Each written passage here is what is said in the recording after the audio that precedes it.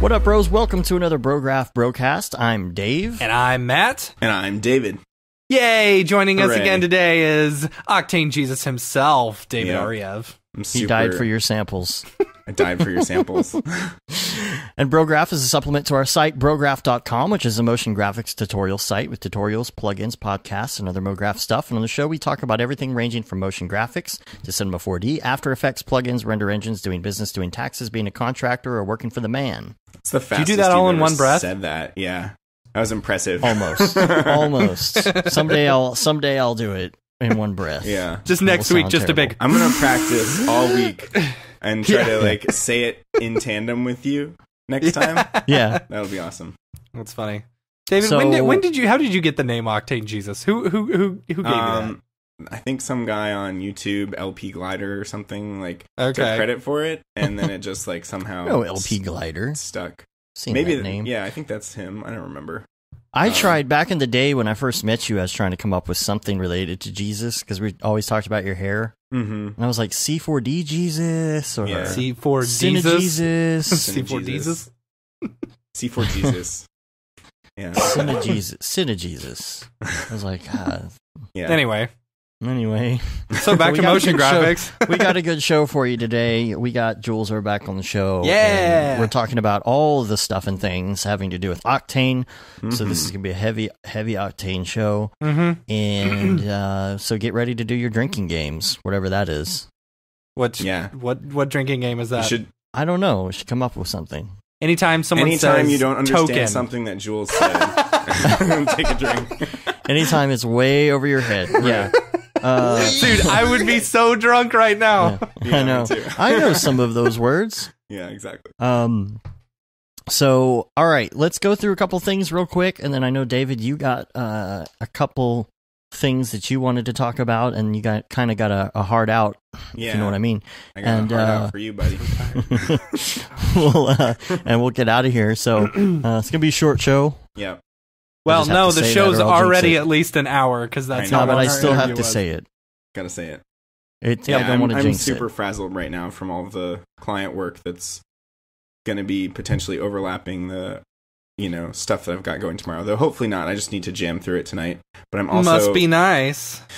no, it's not. It's like it's always that thing where it's either you're freaking out because there's not enough work, and then you email a bunch of clients, and then everybody's like, "Yeah, let's do it," and then I'm like, "Oh God, now I have to say no to some people and figure out what the hell I'm doing," and then I'm Hey, I know I overbooked just and- asked for work, but can I not do work for you? Yeah, exactly. JK. Yeah, We're When enjoying your overflow work. I was Yeah. totally. I was totally trying to do the Joey Corriman, and I finally finished reading that amazing book, which I've Yes. also been recommending to everyone. I've been giving people Yep. pep talks about how to be. Yep. I'm just read this book cover to cover. You need to get out of your full time job. I'm just so irritated by companies taking advantage of people. So Mm-hmm. yeah.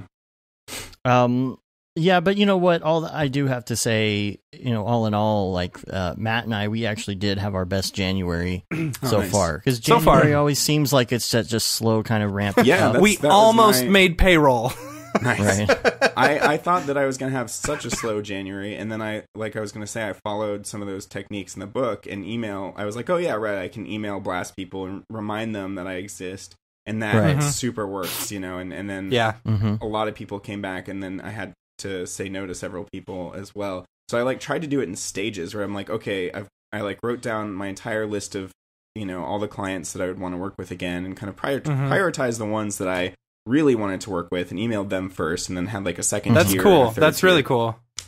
That's That way it smart. wasn't Instead of like- just blasting If email I and getting a blast all ton of of them people at who you once, don't want. then, I would have to be like, oh, you know what? I just asked for work, but never mind. Someone else just booked me. That's kind of lame to have Yeah. to say, So yeah, I wanted to, And so I'm working with ABC all of next month, all Nice. of February. So that's gonna be really fun. That's cool. Nice. You must have a lot of work going on because they just sent us some work too. Yeah, they're Ah. they're super busy. Yeah. So that's awesome. So let's talk about a couple quick things. Sure. And number one, I'm looking at next week's notes. Hold on. Number one, let's just jump into Ravcock because that's basically Okay. all today is going to be. What's your flavor? Oh man, That was so good. We just okay. From now on, everyone, let's just take that one of us two doing it together. Okay, cool. Yeah, there you go. It'll be like Redshift. People, We'll talk about Redshift for a second, since this is mostly an Octane show. We'll dabble in it a little bit. Yeah, just dip the old toe right there in the Redshift Barton, pool. when I was on a call with him, he was like, "Is there any chance that you would want to do some Redshift?" I was like, No. I would have to ramp up on it for like a month, and it would be super slow, and I'm really comfortable in Octane, and blah, blah, blah. And then like the guy on the call with him was like, yeah, I wasn't expecting Octane Jesus to say, yeah, I'll do Redshift. And they were like, funny. Octane Jesus, we need some miracles. They were just playing it up the whole time. So weird. That's funny. So in the Redshift news section, we've got Redshift, according to their forums, is eventually going to come back to Pixel Plow. Yeah, I saw that. That's good. That's good. That's good. That's good. On the Redshift front as well, I'm looking for a couple of people who are in Redshift, who own Redshift, who are like into Octane, who like basically I'm looking for more of me. People who are using Octane all the time, but own Redshift and dabble in it and kind of know it a little bit. Because I just did, so like I was so tired of dealing. Actually, David, you should try this out. Okay. See what you think about it. I'd love to know your thoughts. Mm-hmm. But I created basically a Redshift shader, that acts kind of the same way or is laid out the same way as Octane shaders. So that you don't have to go in and stuff. Yeah, with the tabs. And like already the nodes built in with like, say, color correction and image texture and like, C4D noise and stuff like that, or C4D shaders, so that you can actually stay entirely within there and not have to go into the nodes. So I'm looking just for a couple of people who are interested in trying it out. Cool. And seeing what they think. Sure. Mm-hmm. So yeah. We may make it a permanent plug-in or sell it, or I may just throw it up on Gumroad, or who knows. So if it's not good, I may just give it away. Idea is just like make Redshift more Octane-y. The idea for me is like, because now I've spent enough time in the nodes now to know how to do everything. Mm-hmm. It's just, for me, I hate having to like drag a texture node in there. If like I'm wanting to create like a super quick like polygon, referenced images, texture, I don't want to have to go in and create 5 different texture nodes and link them up, or if I want to do a C4D noise, I don't want to do a C4D shader into a texture node, then into my diffuse or whatever, It's just like, it's so convoluted with all the nodes. Just a and lot stuff. of steps. It's a lot of steps, and like it doesn't easily, like the nodes don't easily connect and stuff like that, which I wish they did. Right. Yeah, like, I love Octane's node system. Exactly, like they just snap in, and I wish I could just like, but it's such a pain to connect all the stuff. Anyway, and it's like Nick Campbell has said for years. He's like, anytime you can find yourself a way. Every time you find yourself doing a bunch of steps over and over and over again, that's when you need to come up with something. I've been thinking about that lately. Like maybe I definitely need to have like default Octane, shaders with like the like a polygon one. Like I would love that plugin you guys are making, but in the meantime, just have a basic material in there with all of the different normal maps and bump maps and all those things connected, and then just have to go in and replace them. I am back on that, by the way. That's kind of what this does in Redshift. Cool. So I'm looking for a couple of Redshift people who are, I don't know. You don't have to know Octane or something. It'll kind of help, because that's the way I've got it laid out. Totally. But really, like, I don't know, David. I should throw it over to you and see what you think. If you ever get time. If I ever get time. And that texture plugin is coming. I took about 6 months off because we were working on a million other things. And yeah, we've got one major project that we're working on which we're trying to figure out, and I put Dave on that, and then I took him off because I'm a jerk. I didn't want to work on it. Yeah. And I wanted to work on my plugin, and he's like, no, work on the other thing. I'm like, oh. But now I'm working on the plugin, and I'm totally into it. So Sweet. So it's going to come. And then Redshift noise reduction came out this week as well, and I'm hoping that maybe Liam could demonstrate that in a tutorial or one of his live streams. Mm-hmm. And speaking of live streams, I've been doing the live stream stuff a little bit. Yeah. And nice. I apologize anybody watching the archive version on YouTube. There's some audio sync issues we're working on. It seems to be something on the YouTube side. Mm-hmm. And I can't figure out why, because all our other stuff on Twitch and Periscope and Facebook, all the audio sync is fine. And our audio sync is fine when we're live. It's just YouTube processes the video and all of a sudden it's completely out of sync, and it's frustrating because I don't have a fix for that. Yeah. You know, and I've been doing all these tests trying to get it to work. But watch that. We had a lot of fun. I did a 5-hour live stream the other night. I was gonna say, like, it seems like it would be fun, but I don't want people to have to suffer through like it would be like the dead mouse thing. Like, I'm not that fast or often that competent at what the hell I'm doing, and it takes I just have to bang my head against the wall. Like, see, a lot you to think that you really think that, but like, I bet you have more skill than a lot of us. You know. Maybe it's just the process of like, you know, lighting or just figuring out what the hell I'm doing. I think the thing is, like, I get a lot of us. This know? is the same stuff that was going on with me this week. Like, I was super depressed the other night because I was like, I don't know Houdini, I don't know HTML, I don't know PHP, I don't know X particles that well. I saw your rant on the Slack. Yeah, channel. I know, it was really long. You know what? Here's what it is. I watched Groundhog Day and I got super depressed.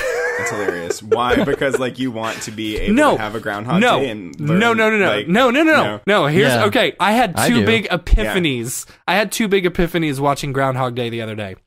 The first one being that, so Harold Ramis, the writer and director of Groundhog Day, he's also a Buddhist. He said it takes 10,000 years, like that's part of their stuff, I guess, is that it takes 10,000 years for the soul to evolve, you know? So his understanding or his thought was that Phil Connors was stuck in Groundhog Day for 10,000 years, you know? Now, other people have come back and said that, like, it was actually 34 years or whatever. You know, but still, think about that. I'm 35 years old. If all of my life was spent doing one same day, and then then it changed, you know, I wouldn't know what to do. If one day I was a god, and then the next day I wasn't a god, what would I do? Yeah, it would suck. Why did you want to get out of Groundhog Day in the first place? No, it was because of love. But look at it. Look at it. Look at it. Like, at the end of the movie, he says, "Oh, I love it. Let's move here." Right? It's because his fear. He has this huge fear of leaving that little city, you know, and stuff. I don't know. Anyway. See, I'd be super frustrated if I were caught in that, because I would be like, sweet, I can learn Houdini now. But the problem is... the only way to learn Houdini is through Groundhog's Day. That's the trick. You can't save your files. Because every day everything's reset. You got to install Houdini every day. What you're saving is like the things that you've learned. Though that's true, it would all be dailies. That sucks. It'd all be dailies. I'd have and to go in. You'd never get famous like people because you couldn't say I've done 34 years of dailies. And by the end of it, you would make the ultimate daily, like the most epic daily of all time. Right. You know, you'd test what gets the most likes, you know, and then you'd. Yeah, right. Well, eventually you'd have to learn how to turn the daily into OSL code so that you could copy that code and then just... Oh, no, you'd have to memorize the code. No, you can't. Oh, geez, that'd be awful. No, see? Yeah, there's no way to do it. Taking it back full circle to the future with the Jules interview.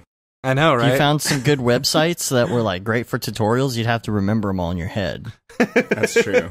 Yeah. Right. So that was a derail, but check out our live streams. We did a little live stream for the podcast last week, but then I did a stream where I was just messing around with some models and doing some stuff, and then somebody's like, "Hey, can you do a whole landscape thing?"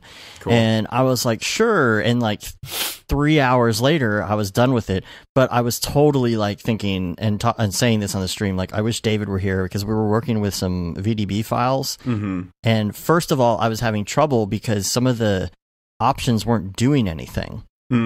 Like what?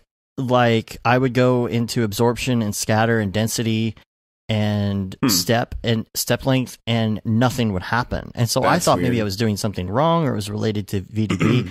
And I went around in circles, and then someone was finally like, "Why don't you just delete it and start over?" Yeah, that sounds like a bug because it should all do that. do stuff. And then one of the things is in VDB, there's like, it's not in like the section with the volume and step length and everything, and it's scatter and absorption. There's another section under the VDB section about scatter and absorption, and if you change those, it changes them universally across the board. Do you know what I'm talking about? I don't actually know what you're talking about.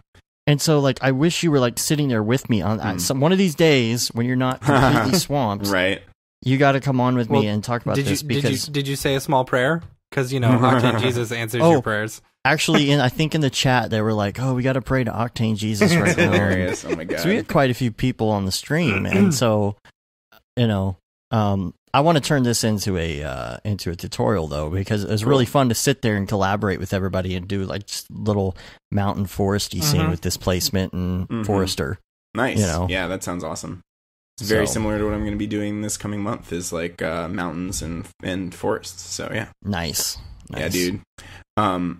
So yeah, I've got a couple of Ravcock things. So object buffers in Octane. So just a quick little tip if you ever have to, render object buffers after the fact. The easy and which I often have to do, at least with this project, like I need individual faces like for certain fragments that are going through the screen. And it's and I kind of split those out, but to leave them in shot wouldn't be an option. So it's easier to create a separate C4D project file for just the buffers. So for that, easiest way is just set your regular samples to 1. So that way it just blasts through the regular samples and focuses everything on just the buffers. And that's actually just as fast, if not faster, than rendering it out of standard, like you've been doing, Matt. And then with the added bonus of getting the motion blur and all the shallow depth of field and little things like lens distortion and whatever else that would not align if you were to use standard. So yeah. And you don't get like weird jaggedy edges or anything like that you would for the alpha but you're not using that. And I untick save, so I don't have save on, for the main thing. All it's doing is saving out Octane's object buffer. So it just, completely ignores the main render and just goes straight to the object buffer. So you don't have to render those together. That's awesome. Yeah, and it goes really fast. And then some digital nature stuff that I've been learning. So for the KFC project, I learned a bit more about creating like nice grass and leaf materials. And then, with Forester, I was getting a really nice look just by, piping the diffuse texture into transmission, which gets that light coming through, the blades and all that.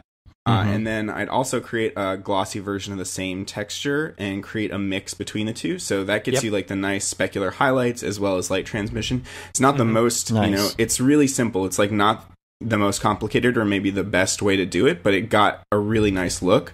And I'm not even sure if SSS is really necessary since most of the leaves are really thin. And they're, similar to planes. So I don't even know how much SSS would even do. So transmission seems to really solve it. And I've noticed that really good shaders, I downloaded some crystals recently from TurboSquid, and it actually had a transmission map, which varied the level of transmission. Yeah, so that kind of stuff is really cool if you get, if you happen to get nicely UV'd models with different maps like that. So yeah, I mean, transmission can go a long way. And then the other thing was I finally actually did play with some God Rays, not just in the jokey joke version. Yeah. You sent us a picture. Yeah. So there's this guy on the Octane Facebook group named Mark Aurelian that shared a scene with God Rays, and it's actually, really simple. He was using the GI Nun kernel, so his renders looked very black and they kind of looked video gamey to me, and I didn't like that. And for a while, I thought that you needed to be using that kernel for it to work, and that was the trick, but that wasn't true. It works with path tracing and with all the settings. I think it's just that he wanted to render animation, and it takes a long-ass time when you've got a gajillion, leaves and things for, light to be bouncing around in. So, yeah, the renders are really long. But so the main ingredients are just a sun, and then some trees with leaves, so Forester, and then some volumetrics. So basically the God Rays are just shadows cast by the leaves through the volumetrics. And And it works either with fog volume or environment fog. At first I was using the fog volume, but I switched to the environment fog because I thought maybe it was a little bit faster. And, the main thing is the sun has to be super small for the rays to be sharp, which makes sense because the larger your sun is, the softer your shadows. So, a lot of the time you'll probably not notice those God rays. So you just want to make that light source. So you could replicate that same thing with a very small light source, like an area light. But in this case, it makes sense to use the sun. So you just make it really small sun and then some volumetrics in there and you get some super pretty God rays. So, yeah. Nice. Fantastic. So I'll probably include all that in a, digital nature tutorial at some point next time I get a little break.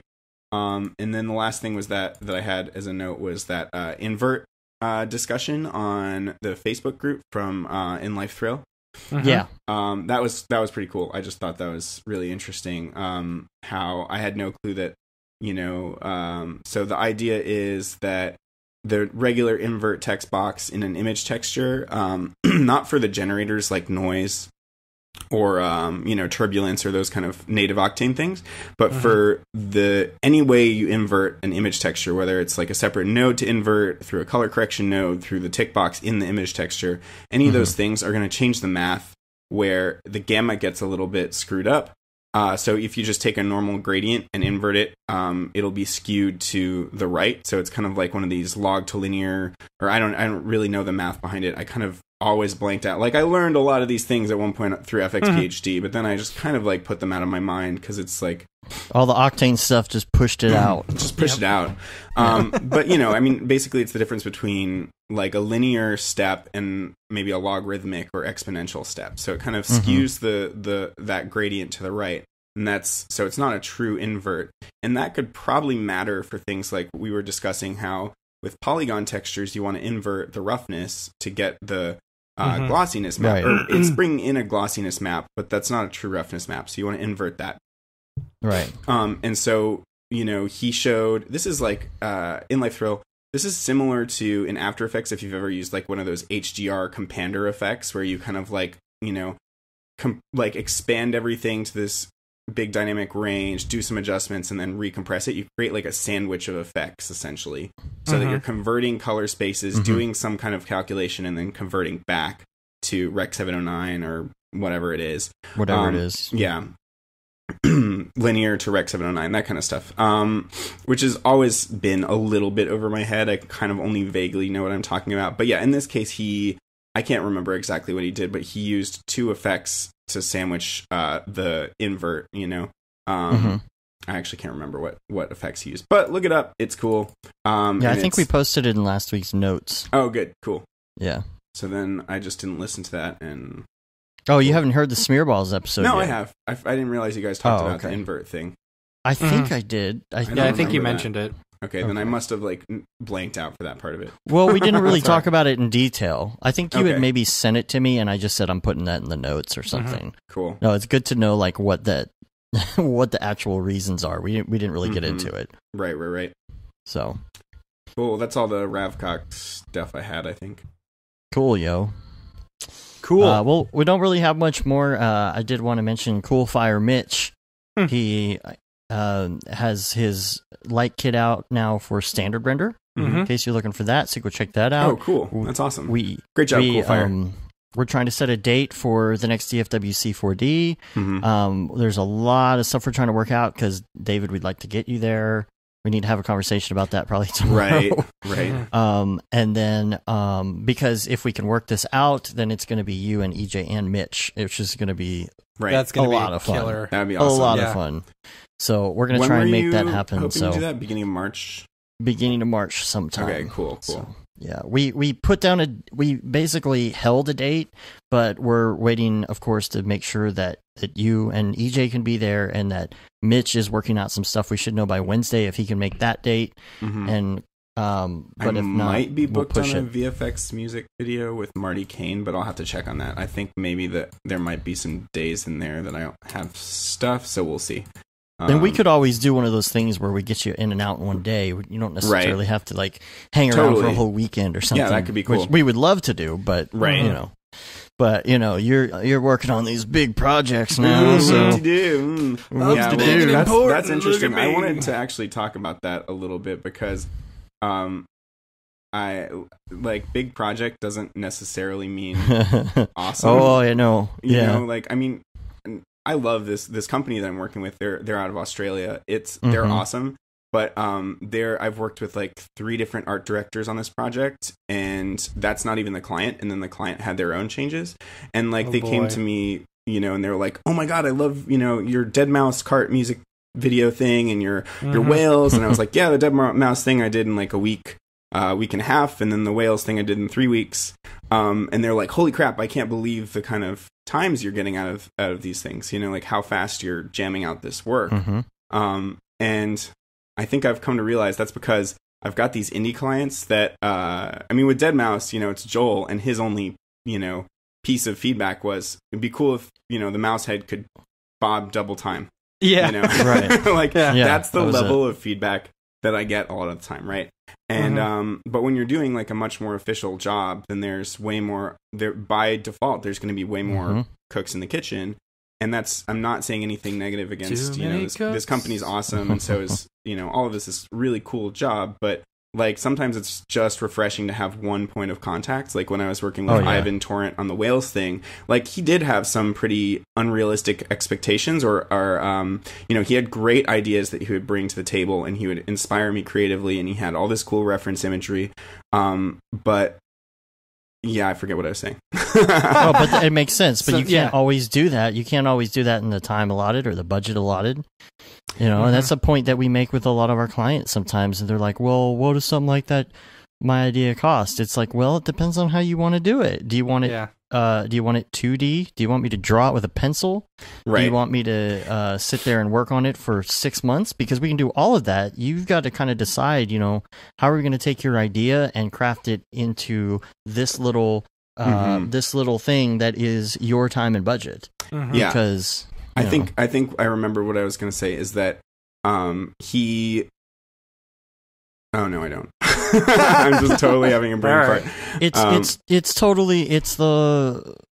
lots of people have really good ideas. Or we've had this before too. Clients are like, I want this, and they're showing me a Pixar I think it's movie, and I'm that like we had this 3-week deadline, and I would just use it to oh crap.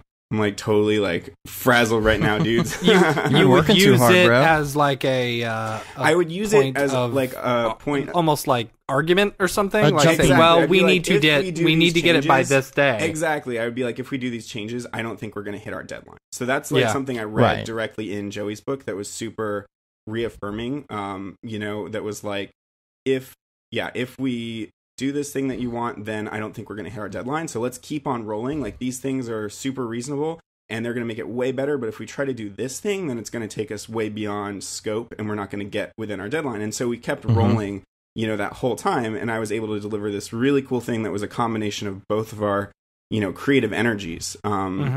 Versus, a lot of the time, with these bigger companies, you can get totally like just bogged down in the client changes, because there's the rounds of revisions with just the production company, and then the client finally sees it, and then there's additional rounds of revision, so that can like so basically like whatever I thought the schedule was, like, oh yeah, I can totally jam this out in like 2 weeks, no problem. That would be true if I were working with a single point of contact that was like a very reasonable client that would work with me like that, and he would know when to be like, okay, this guy's giving me a killer deal. Let's just forget this. If it was one of those rainbow clients, or what do you call them? Yeah, unicorns, pain versus rainbows. Unicorns and rainbows. Yeah, unicorns and rainbows. Yeah. And we had a client recently like that, and it's again one of those things where we use my method of not saying, "Oh, this is going to cost more money," but you say this is going to take more time. Hint, hint. And like your client had a specific deadline, but a lot of times these corporate clients, they set a preliminary deadline and tell you that that's what it is, but it's actually like 4 weeks later. So sometimes it actually can work to your advantage, because if you do all this stuff and you're like, this is going to take more time, aka money, they're like, oh, okay. We had a project that ended up going like triple budget. Right, but that doesn't work when you've scheduled jobs pretty back to back. Like I leave a couple days. Yes, absolutely. You know, I've left in this weekend, but I'm working through this weekend. You know, and I'm still worried that it's not going to be done. Like just because rendering is always the biggest bottleneck. Even though I have 9 cards, and they're like, "Holy crap, you have 9 cards!" You know, it's still not enough. I think I was I'll sell you some render time for some render tokens. There you go. Totally. I do. Yeah, I was like, oh god, when Jules was talking about the denoiser, I was like, man, I wish I had that like 2 weeks ago. You know, because it's going to change things so much. But I think I was saying like, so whatever your idea of what you can complete within a week is, triple that if you're working with any kind of production company or something with multiple. You know, an agency or something. Yeah, multiple points of contact. Points of contact, yeah. And one point of contact can still be, I've had situations where one point of contact clients were completely obnoxious and asked for like 30 revisions and stuff like that. And it's fine because they continue paying you. But like, you know, so I'm just saying like the ideal situation is like one point of contact, one art director that is reasonable and is willing to, you know, work with you when you push back and you say, you know, I don't think we're going to make the either the budget or the deadline or something like that, you know, if we make these changes, you know. And I'm sure you do this, but you know, make it very clear how many rounds as well. We had somebody in the live stream this week in the live chat who asked that question and said, you know, how do I keep my client from coming back? They keep coming up with a million changes, like endless amount of changes. I'm like, dude, do you not have a contract? Because you need to have a contract and you need to have that very lined out. And you have to, even if you put it in the contract, you know, when I first started doing it, people are like, oh, well, I didn't read that. It's like, okay, so every time you do an email, say, this is the first round of this. Make sure that you show it to all the decision makers in your company and have one list of what you want on the next round. That way, when we go to the next round, you're saving time and we're not adding to the budget. Here's the other thing that was super validating about Joey's book, was that with like contracts, I realized that, or he wrote in his book that the contract can just be an email. It doesn't necessarily have to be this lawyerly thing that, and that's always been the avoidance I've had for contracts, is that it's like this huge process to get, you know, lawyers and signatures involved, and it just can derail things. But if you lay out your email at the very beginning, that is your contract. You know, that can be like a very good contract. You're like, you know, I've been doing that more and more lately where I'm trying to protect my weekends. I'm like, okay, here's what, you know, these are the days I'm going to work. This is my day rate, you know, this is, and yeah, that's it. So you know, whatever your conditions are, you can lay them out in the email and make that the contract. I mean, if you don't trust a client and it's sketchy, then sure, like draft up a legit contract and get signatures. But like to keep things rolling and keep, you know, it just a lot of the time makes it a lot easier if you just lay out your terms in an email and then refer back to that, because that's you know, it's just the same kind of thing. It's written what your expectations and what your conditions are, you know. Yeah, technically that holds up. It's not technically notarized, I guess, is the only thing. No, but the point in Joey's book is you're not ever probably gonna, as a sole proprietor or like a 2-person business, you're probably not ever going to take someone to court, because you're going to lose way more freaking money than the job was actually worth. So you know, contracts are just to try to keep things clear for both parties, you know, and make sure that everybody knows, you know, and has something back to refer to as to. I think it's a mental thing, though. I think it's a mental, like because getting them to sign something is a mental thing, or what? Well, we have a contract template. It's very easy to fill out. You just plug in the things. It's done. You load it's $65 a year to have CUDA sign. And we don't have a contract for every single job we do. Our regular clients, we don't even bother with that. Yeah. But on the big stuff, on the new clients, on things like that, people we don't really know that well yet, we send that. We throw the PDF in CUDA sign. You drag and drop your signature and say sign here, sign here, sign here. It emails it. They click. They do a couple buttons, and it's done. And it's really easy. The thing about it is that for a client who's working with you, in order for you to look legit, you know, it really helps, because this person really knows what they're doing. They do this on the regular. I'm putting a signature here, which means this is a serious thing. These 3 revisions round, they're serious about this. You know, which you know, I get the whole email thing and all of that, but like they're not signing something. The fact that they're not signing makes it seem like, oh, well, we could probably just fudge this a little. I get you. Well, that's interesting. I hadn't thought of that aspect of just professionalism and appearing, but you're also not actually getting lawyers involved. So maybe that's what Joey was also saying, is that maybe that step of getting lawyers involved isn't necessary, but at least having them sign something, could totally work to your benefit. And CudaSign acts as a third party. So not that you probably would ever go to court, but if you did, you have a third party that was involved in the signing of the document. So it's like getting it notarized or something? It's very similar to getting it notarized, yeah. Cool. And then the other thing I was going to say that I feel like I've upped my game with is just working with a day rate at all. And I think I kind of learned this from you guys because, for the longest time, I think up until this past year, I never actually worked with a day rate. Just not like this year, but like maybe a year ago today. It was always hourly or flat. And I never knew what the allure of a day rate was because I was, working on these commercial gigs where I could charge like $100 an hour, and it seemed like a good deal at the time. But since then, I've been getting like bigger clients, and I've realized that it helps you, schedule things in and not have overlapping jobs. So yeah. Now let me ask you, in comparison from a year ago, how's the financing sitch? Have you found that it's a lot better being on a day rate versus like doing this hourly stuff? Are you making more money? Yeah, I was going to say, so, when I'm booked, I can know for like exactly how long and block out the week. So it really helps with scheduling.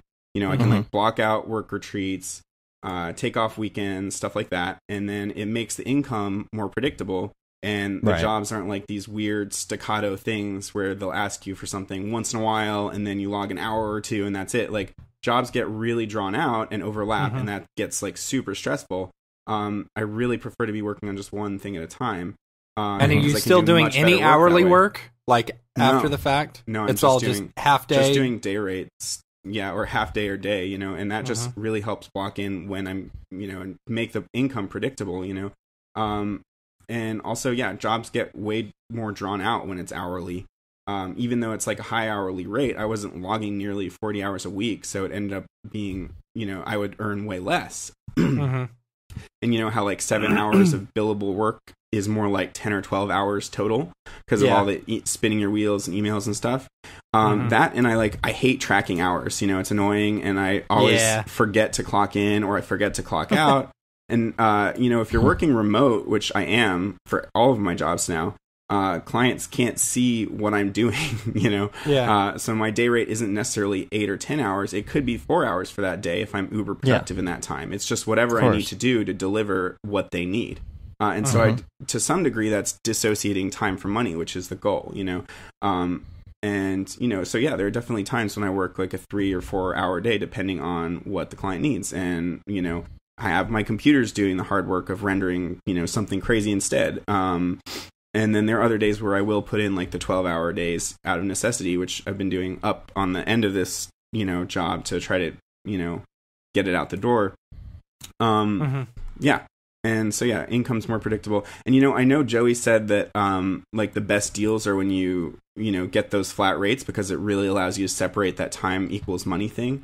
But if you're working with indie clients, like I was for the longest time, for like several years, those flat rates are things like, oh, I've got a $2,000 budget, and then you're like just screwing yourself over. So flat rate's not necessarily a good thing for like people that are just starting out. It's totally a way to manipulate and take advantage of, freelancers. So unless you've got a really big, client with like direct to client work, and you're like, okay, I'll design this whole spot for you over the course of a month and it'll be like $40,000 and I'll hire all my friends and stuff like that. It's not like I've hit those numbers at all, but it's like, that's the idea, for flat rate to be awesome, Yeah. So, and then what else was I going to say? So like, like with this job, that you guys are going to be working on, it's, this job that I'm managing with a company out of Richmond, Virginia, Spang TV, and they were like my most, pro client for a really long time. I only got them in my third or fourth year of freelancing, and they paid me really well at $100 an hour, but at the same time, they would have these caps on these jobs that were like 4 or 5K per job, and my quote unquote hourly would at some point hit a cap, and they'd run out of money, and I'd have to take a pay cut to finish out the job. So like with the job we're doing, this is kind of example of how the day rate thing is working for me. So though I guess I could have done these kind of negotiations with an hourly as well and negotiated more hours, but still it just feels more like it makes more sense to me to schedule in full days, so the job we're doing, their budget is only $3K on this thing, which is super low, but I told them, okay, for that we can do 5 days, and whatever they get but then they've added in this camera movement on the wide shot, so now there's 3D tracking and tracking marker removal. And the whole thing is a Luma key, so there's going to be some roto, but then on Friday they showed me this test for the first shot, and there's some woman in a white dress and on a white psych, and I'm like, oh hell no, and so I explained to them that there's not that this is not going to be in the budget for that. And can't Luma key that. Yeah, I show them what it looks like when I pull a Luma key, and she's just not even there. The other two are fine, and she's not there. And then they send me back some BS. Well, they're like, well, unfortunately, this is a deal breaker because the spot's based around that costume, but it's okay. She's only going to be there for half the spot, right? And I'm like, so what? So what? I'm like, look, I did a spot similar to this a few months back, and it was 2 30-second spots, not one. And God, that was such a pain. Yeah, and there was some animation in the text in the background and signs coming in, so it's not identical, but the budget was $15K, and practically half that time was just roto. So it's going to add at least an extra day to our workload to do this roto and fix up the Luma key. So I told you guys, if they don't give me at least one extra day or change the clothing, I was going to walk from the job. And that was my mindset, because you kind of have to be harsh sometimes with that, or else you're going to get yourself screwed over. So especially even for next time. Next time, like if you get that you did sign, it last time, so exactly. Right. And so they came back and said, okay, we're giving you. And the other annoying thing is that like they didn't reveal this budget to me until we had talked. Like, at first we're like, oh, I think it's going to be around 5 days of, your day rate. So that's great. And then I was like, yeah, and it's going to be more days if we add in camera movement and these other things. And then I talked with the director and he's like, it'd be great to do camera movement. And the producer's like, yeah, it'd be great to do camera movement. Let's do it. But their budget didn't change. They're like, at first they were like, yeah, sure, we can do, more days. And then their budget didn't actually change, and so that's like they're pulling one over on me.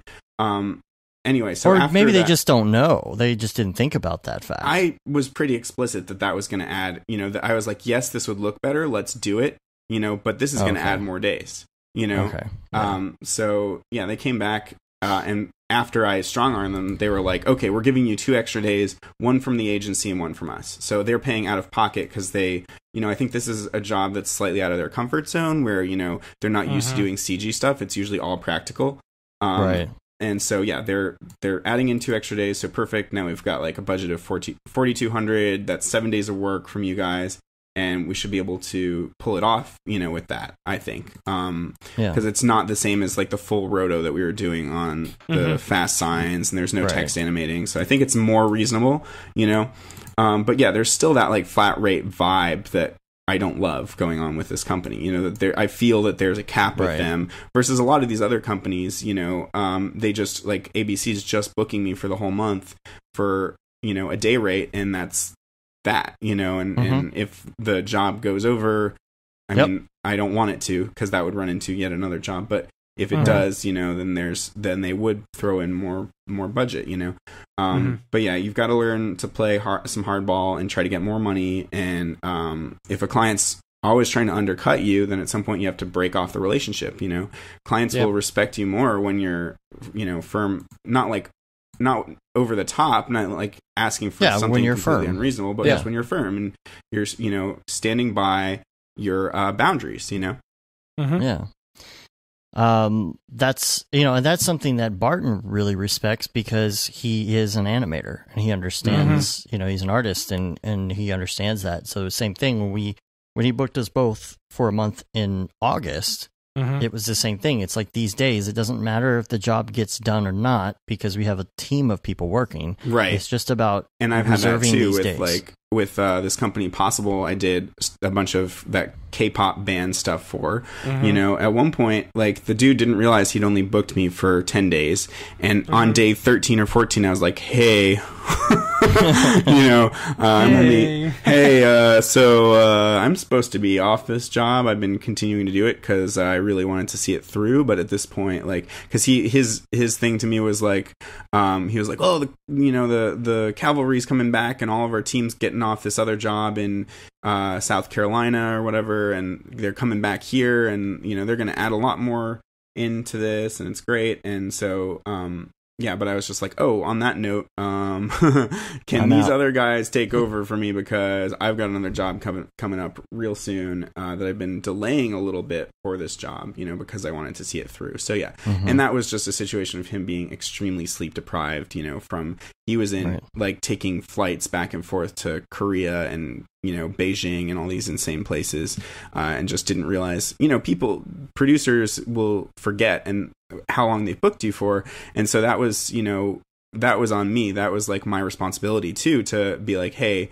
you know, it's been 10 days, or, you know, hey, we're coming up on the end of this, just double checking that, you know, that I'm only booked with you this long. You know, I could maybe extend it to this time, but it wasn't good that I waited till the last minute to communicate that. I think that was a party foul on my end, you know, but that's like one of the lessons that, you know, you learn doing this kind of stuff, is working with this new day rate model. It's like their quote from the Brograph trailer that's been in there forever. Clients are going to respect that, and they're going to respect you, and they're going to respect your time. That's awesome. You said it with the perfect exact. Man, it gets me pumped. Man, it gets me pumped. Yeah, and then so I have one more rant that I wanted to go into real quick. So people that are stuck in full-time jobs, we talked about this a little bit earlier. But, you know, Joey's book just got me super pumped on this, and it feels like this tool that allows me to help other people go freelance. You know, and I've done this for like 2 or 3 people in just the last week. So I've got this buddy that friended me online, has been talking to me a lot, named Matt Bowden, and he's got a great reel for products. It's all like really clean and solid work. It's not like the sexiest stuff you've ever seen, you know, but it's like, it's super solid, and lots of clients really want that kind of work, you know, and the only reason it's not super sexy is he hasn't had the opportunity, you know. And I'm like, you know, saying to him, you know, you could easily make $500 a day starting out, you know, and that's like mind-blowing to him. That's crazy. And right now he works for this company in Florida full-time, but he lives in North Carolina and works from home. So he's got like, you know, and he's the only graphics person in his company. So it's like a lose-lose situation for him, because he has none of the benefits of working in a company where you get to go in and interact with other artists. And he's basically already freelancing to a large degree because he's working from home, you know? Right. And he does do some actual freelance work, you know, just to bring in extra cash for another 4 hours, you know, at night, because he's got kids and he's, you know, the only person paying the bills right now. So it's like he's super overworked and underpaid. And I'm like, dude, you know, get this book, read it cover to cover, you know. And he's like, you know, at first he's like freaked out. Like, that's always the response, is like, you know, there's no way I could jump off, you know, freelancing. I've got so many mouths to feed. It's just too big of a risk. But really the big risk is not doing it, because he's just caught in this grind of, you know, only just making ends meet.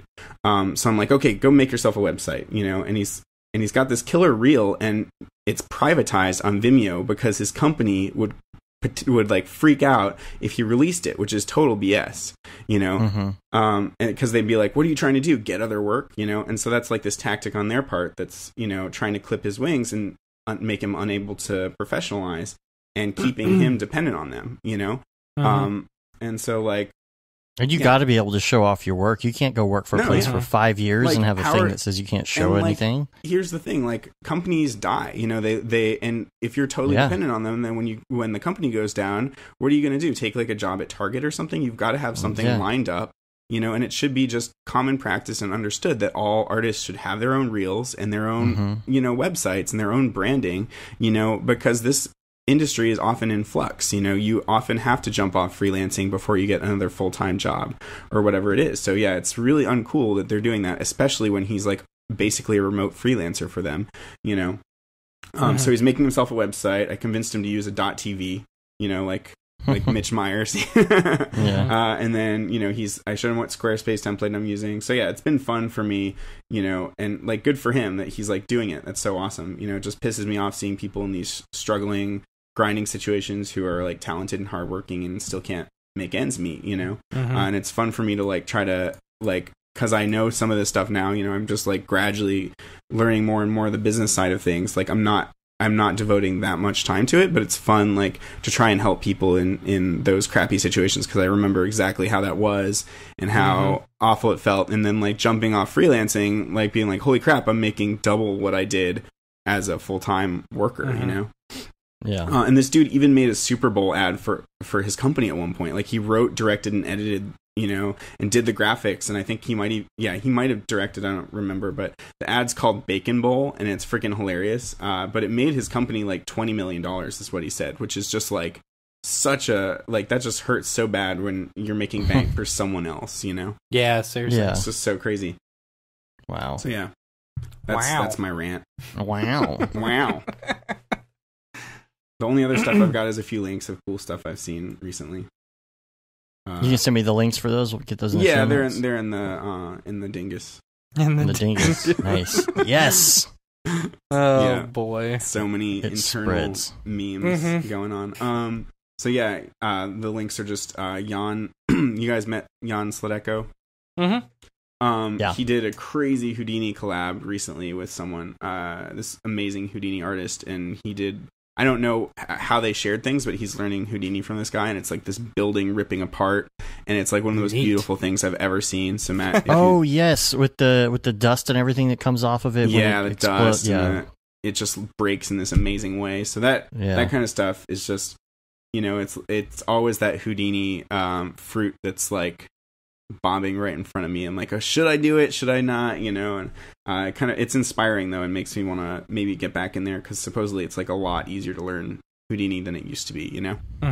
Yeah. And then the other link I've got is this guy Gruyun Kim. I don't know if I'm saying his name right. It's Gryun. I've talked to him a lot online, and we kind of just pass each other, just love on each other from afar. He's Korean, but he made this crab thing, and it's just the funniest, most amazing thing I've ever seen. So yeah, I love this guy's work, and this is awesome. It's just he does these studies once in a while, and this is one of them. And then the last cool thing I saw was this IF main title sequence, Star's counterpart. I don't think I saw that.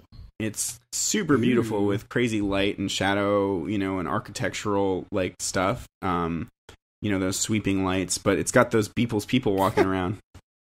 Little dudes walking all over the place. But it's I don't mind that. Like I think it's awesomely designed and one of the prettiest title sequences, and different. Like how we were having that long talk about how it's always shallowed up the field, focusing on the object, blah blah blah. This is like if Stuzor were to create a main title sequence, is what it feels like to me, because it's like much more vast, wide architectural scenes. Has those Blade Runner vibes to some degree. The new Blade Runner. Oh, there was an article, by the way. The guy's name who did the sequence for Westworld, Raoul Marx. Yes. There's an article, I think, on Motionographer about him. It's funny that you don't remember that name after I've said it. Like, I think that's the thing that I say the most. I always get. I know. I always get. Raphael Rao. Yeah, I always Marx. get them mixed up. It's Me hard. too. Yeah, I do too. And plus, I think it was about, they just kept mentioning his company name the whole time. Elastic is the company. Right. And Patrick Clare is like the mega art director that does all the title sequences. Yep. Yeah. So. Cool. Well, yeah, send that to me for sure. So, Manhattan Nights Volume 2 is coming out soon. Coming out. I was talking to Nick Scarcella, and I was trying to convince him, I think I've convinced him to sell it this time. Yeah, good. I was like, just like $10 or something, it's like, how much did you make on the last one? Not very much at all, like nothing. I'm like, okay, well, how many people downloaded it? Like 700, 600, 700. Holy cow. I'm like, you could have had $7,000 in your pocket right now. Yeah. It's like, if you're putting effort into making something that's really cool and unlike, anything else that we use, and they're these awesome reflection maps that totally add to the vibe. Like, don't it's good for exposure berries, but don't just do it out of the goodness of your own heart, like exposure. Exposure. Yeah. So I was Maybe. look at what Mitch Myers is doing and follow his example, like pipe it through your site, put an online store on there. And, there's no, people aren't going to be pissed at you for asking for $10, Yeah. Right. That's it's nothing, and I'm much more likely to buy something at that price point than X Particles 4, Yep. And didn't he post a preview of that in the Slack this week? The Manhattan Nights too? I wasn't paying attention to Slack. It's too overwhelming. He did it's like a preview. He did a preview of it. So Okay, cool. Yeah. It's pretty cool. Awesome. Gosh, the freaking Brograph Slack every week is just getting bigger and bigger. I love you all. It's awesome. You all. It's so much fun. It's I need so to much go fun. back in there. I wish I had more free time for everything. Yeah. You got to go through and at least peruse at certain times of the day and just kind of go through the conversation. If you don't want to have it bugging you all day. Right. There's some really fun stuff going. And we have a huge Houdini thing going on in here too. Yeah. Sweet. There's a great Houdini channel here. Cool. Yeah, there's always so much going on, and again, because there's Houdini Mark and Tokyo Megaplex and all those. Mm-hmm. Yeah. G-Rant and TMD. Oh yeah, G-Rant. Yep. I still haven't met that dude in real life. I need to, because we there were 2 meetups in Orange County. He lives right around there in Orange County, or relatively close, and so there were a couple times where we thought we were gonna see each other. I think we might have met briefly at Half Res, but I didn't really know. Mm-hmm. I didn't talk to him as much, but yeah. So what was I saying? Just that I had to miss the past 2 because work. Yeah, and now because it's reasons. now they haven't re-upped it or something for this month. So I'm hoping that it didn't just die. That would be sad, because it was a bunch of legit C4D Octane users. It was our crowd. Yeah. Yep. All right, so should we go to the interview? Let's get in it. Let's do it. All right, joining us today once again is Jules Urbach, the CEO of Otoy. Thanks for being here. Always a pleasure, guys. So we've also got David Ariev on the line. What's up, everybody? Right now. Octane Jesus. Octane Jesus in the house. He's got to be here to make sure that we're all behaving correctly. Yeah, right. This interview, saying your prayers and all that kind of stuff. Yeah. So there's a lot to talk about. There's a lot of exciting stuff coming up, and then there's also questions that we have gone through. Hopefully, we can get to most of them. We've kind of gone through. Thanks everybody for sending in your questions. Absolutely. So, let's go ahead and get started. What should we talk about first? There's a lot to talk about. I think let's start with Octane. I mean, Octane, that's why we're all here, right? Mm-hmm. So Jules, 3.08, I believe, is the current build, or the test build out right now, the beta build. You want to give us some updates as far as that and kind of the future into 3.09 and 4 and so on and so on? Absolutely. Sure. So we have I think one more update to 3.08 that we're posting, the plan to post early next week. And that should be, release candidate or final. We took our time since 3.08 was out as test releases to get feedback, especially with OSL. That was a very powerful feature, but it also felt like it took a little bit of education to let users know what you could do with it. And, we also have a group of people that can collect OSL shaders and provide that to users that don't know OSL but can still benefit from having, textures, or in the case of what we added with OSL cameras, totally new camera types as well. There's also some things that we decided to just tweak in the material system. It's the first time we added metallic workflow, so we're adding sheen and some other pieces. So if you're familiar with the Disney BRDF, for example, there's a lot more of that in the metallic material that's in 3.08. And then there were just a number of bug fixes that came up. There's a lot of changes that we wanted to make sure were stable. And with 3.09, there's actually, the plan is to have very little change in 3.09 other than adding the AI denoiser and the passes and the features that are required to support that. Awesome.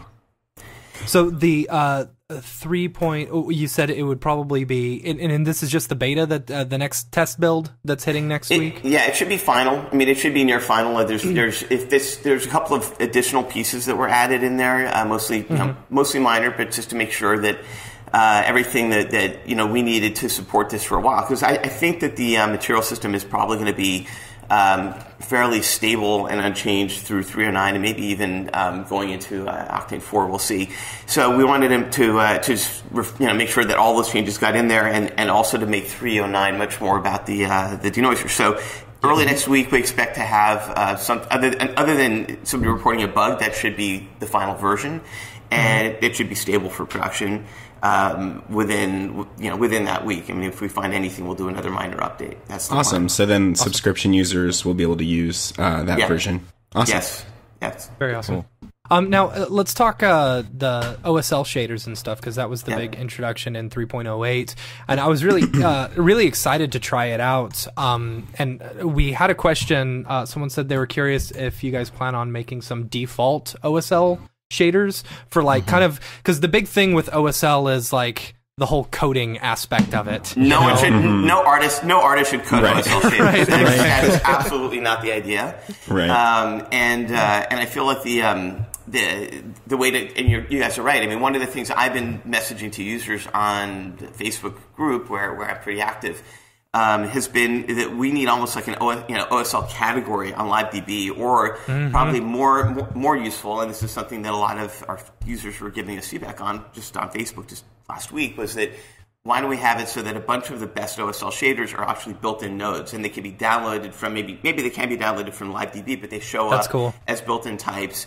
And maybe you can turn that on or off. But I think that that's how we want to do it. I mean, we look at things like OSL, and we're adding more things down the line for developers to build things into Octane versus around it. A lot of our existing plugins, like Ahmed's work in C4D, is taking the Octane engine and putting it in C4D. But we want to see that same sort of that same ecosystem evolve inside of Octane. OSL is a great start, and LiveDB was a very early start. But those things, they should feel native, and so there is a lot of feedback around just making OSL just feel like it's a collection of the best shaders that people can come up with. And there's definitely going to be a lot more work put into that once 308 is completely stable and final, and we can get to work on how we want to build that, that library. And so a couple of the better OSL shaders that are, or at least the ones that are super obviously useful, including the ones we've written, would be put in that category. And then over the next couple of releases, we would be adding more. And I think that would be the best way to get people started.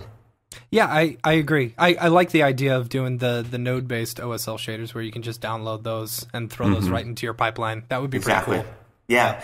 OSL is really a way for us to create custom nodes and not have to wait for the core engine to have that. And in the case of OSL, the beauty is that you don't need it. It compiles down to the same machine code that if we as developers had put that into Octane, there's no difference. It's exactly the same code, and we tested it. So when somebody was asking for a gamma button in the in the invert texture, if we added that into Octane and we coded it in CUDA and we put that in there, it would actually it's exact same code. I mean, we checked it. Then one of our users, I think it was Rafael Rao, who wrote who wrote that node, and it's like it produces identical CUDA binary code.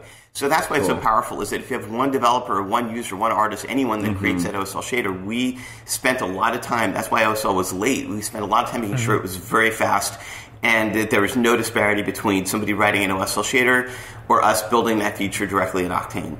And it's very powerful. So the other type of, we extended the language just in a very little, minor way, just so that we can create a camera node, for example, which has proved to be really useful. And we weren't sure how far we could take it, but we do have internally all of the existing Octane cameras perfectly rebuilt in OSL, and we can just replace. Yes, we can have people tweak the existing panoramic camera or the thin lens camera, or create totally new ones. So we'll definitely, once we are into that, once we add that library of OSL nodes, we'll have camera ones. And I think over time we're going to just end up having custom node types built in OSL or other languages that can replace almost all of Octane. But going through cameras and textures and procedurals is a big first step with 308. Well, let me ask you this: as far as the OSL cameras, and this may just be my my ignorance on the issue, but now is that only built into the Octane standalone, or is that built into the C4D version? Because I know that we were working together on something on like a camera mapping type thing, and you guys sent over a standalone version, and I couldn't kind of wrap my head around it because it was a little confusing to me. But I didn't know if it is that implemented in the other plugins as well. Oh yeah. It's just like an OSL texture would be. So it's up to the developers to just do the minimal amount of interface needed. But the OSL camera shader is just another camera type. So whenever we added a camera in Octane, the developers would add a cubic panoramic camera and so forth. There's now an OSL camera and an OSL baking camera, and it isn't built into all the plugins. So there's no reason why you wouldn't have a special camera mode in every single iteration of Octane. It's not just in the standalone. Okay, yeah, and that's, like I said, that's probably just my ignorance of not playing around with it enough, to actually know that it's there. Yeah. Go ahead.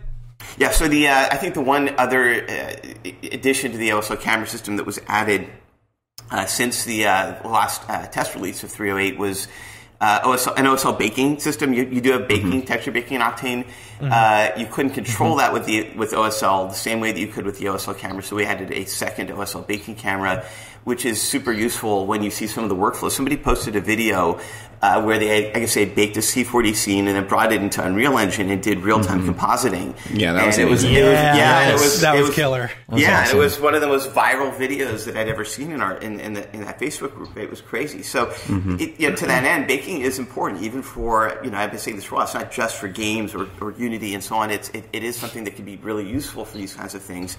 And so, in order to support better baking, we had a programmable OSL baking camera added in the current 308, or the 308 build that's about to be released next week, and that is very powerful. So that makes it easy for people to come up with nodes that do much better baking. It's also the only way that we're able to support baking correctly in Unity, and we're also, I don't know if you saw, there's a post of the Unreal Engine plugin which I put in that thread because people were asking about it, and both of those integrations, baking is important. And so I think in 308, the next 308, there is another important addition, which is a true irradiance pass. And that is also needed for baking. So you don't have to do the raw, give me the raw filter for the direct lighting. You'll have something much better, much more of a, much more correctly calculated. And I think in 309 we'll also expose, without having to hit that raw check flag, which gives you, I don't know if people have been using it, but it gives you some it gives you some weird division errors, and that's because we're using the RGB output to give you the just the lighting without the texture in there. So that can be cleaned up. The denoiser actually goes deeper into Octane and actually does it correctly. So I was looking at that. So why don't we just expose this to in the AOVs, because users would appreciate that. And so I think that part of that work ended up going into 308. So the irradiance pass is one of these was one of those pieces that you couldn't get in as an AOV before. And so with the work on the denoiser and getting all those passes, because in the denoiser we decided the best way to make this thing useful was to make sure every single part of the beauty pass could be denoised separately and then blended together. And along the way we were discovering that there were some passes that were not really working the way that they should, or missing entirely. And volumetrics should always have been in their own pass, and they were kind of put in the SSS pass, but that was not where they belong. So in the current build of 309 that I have, there is a volumetrics. There's at least 3 different volumetric passes, both for the shadows that they cast, which is basically absorption, one for scattering, and the one for volumetric emission. So even just for compositing, that makes things really easy. That's awesome. Does that work with both the fog volume and the environment fog? That's what I was going to say. Yeah. Does it? It does? I'm sorry? Does that work with both the environment fog and the fog volume models, or is it just for the fog volume? Oh, no, it's for everything. Anything that's a medium node gets volumetric. Oh, any medium node. Okay, cool. Yeah. Well, that's great because, we've talked about this before, is that fog needs a lot more samples whenever you're rendering. So to be able to have that individual control, that's really great. That's awesome. Yeah, and I think that the other thing that'll make it make it easier. One, you can obviously process the fog and the volumetrics separately, but more importantly, you can denoise them with greater or less strength, and that's one of the things that I feel is great, because the denoiser, if you guys have been seeing the results, it sometimes it's absolutely perfect, and it is crazy because especially on scenes that would take 10,000 samples or 20,000. I made this post for the space station scene where it was one of the ones where we did, we used it for Enter the Metaverse, and it needed 20,000 samples. And when I was running the denoiser on it, I just did on my laptop 7 minutes, 1,200 samples, and it looked fine. It was done. Cool. So it was, and I could see where it was, how it was doing on the reflective parts and the diffuse parts separately. So from there, being able to control that with a lot more precision for volumetrics, which are definitely absolutely a whole different. There's that, and so I feel like we'll probably sort of transition a little bit into the stuff we're doing at 309. I'm trying to think if there's one other thing in 308 besides the irradiance pass that's fairly new, but I think most of that is, a lot of our AOVs probably just for that in 309 will be improved. I think there's another thing in 308 that was added for baking where you can store the direct lighting direction as a vector. It's like bent normals. That's used for a lot more real-time pipelines taking the baking data out of Octane, but that is going into 308 as well. Nice. Cool. And I kind of feel like the denoising on volumetrics only will be a lot more forgiving compared to everything else. Yeah, it's an even noise that you usually get with volumetrics versus like when you've got bokeh in the shot or something, oftentimes you'll have like very strong noise there, but then other parts of the image are clean, so that's like harder for a standard denoiser like Neat Video, which I use a ton. Then like I have to kind of isolate those parts of the image, and it gets pretty tricky, versus volumetrics is often like across the board like an even noise, so it denoises pretty cleanly. You don't get that and you don't have to worry about that kind of muddy look that something like what's the plugin we use all the time that you just mentioned? Neat Video. Neat Video. Yeah. Sometimes you get that kind of muddy look. But but this AI denoiser is gonna it's like gonna be a game changer, I think, in terms of like render times. That's what I'm always looking to get render times down and down. Totally. So far my solution's just been buying more and more GPUs, so but as we know, that's getting expensive now. I know, and it's our goal too. I think that we're looking, a lot of the features that we want to support are things that users have added onto that list, our request list, and we're getting to those. Although I think we have, as I've been explaining, like everyone's like, oh, what about this and the other? We really did commit to getting 308, 309 with the denoiser done first, and then once those things are really out and stable and useful, and there's a couple of other things that were that have been in development that I'm going to throw in there, but most of them are just getting the speed and making sure that we're minimizing render time. So the passes, the denoisers, as you said, even with Neat Video being used on the volumetrics, even if the AI denoiser does it differently than Neat Video, it's still there. It's still great for those flows. And the other thing is, I'm glad that we didn't. I think it would have been nice to have had those earlier builds, but now that it's improved a lot since December, the AI denoiser. I think that we're, it's going to be much more useful in this form now, and we're also trying to be, before we put it out. I guess we're going to do that shortly after the 3.8 release, but it gets better. The more time that we give it, the better it gets. We retrain it all the time. And we're seeing that, for example, we provided the more information we provided, the better it does. So we started to feed it like, what would happen if we actually, allowed it to check the roughness of a material? Would it preserve reflections better? And so that works, for example. And if we provided it hints on noise, because it does everything that Octane can do, everything that it can spit out, it has access to. It's not purely post, so it's built in deep into Octane, and it can look at the buffers before it even goes. Before it even goes to the AOV passes. So it looks, for example, Octane Spectral. So it's XYZ color space. The denoiser works in that space before it ever gets turned into RGB, and that's one of the reasons why I think it looks pretty good. And there's a couple of things where I feel like, and it's hard to notice unless you really are looking at it, but it's like there's a couple of pieces where it's like a little half pixel off blur in some cases, not all.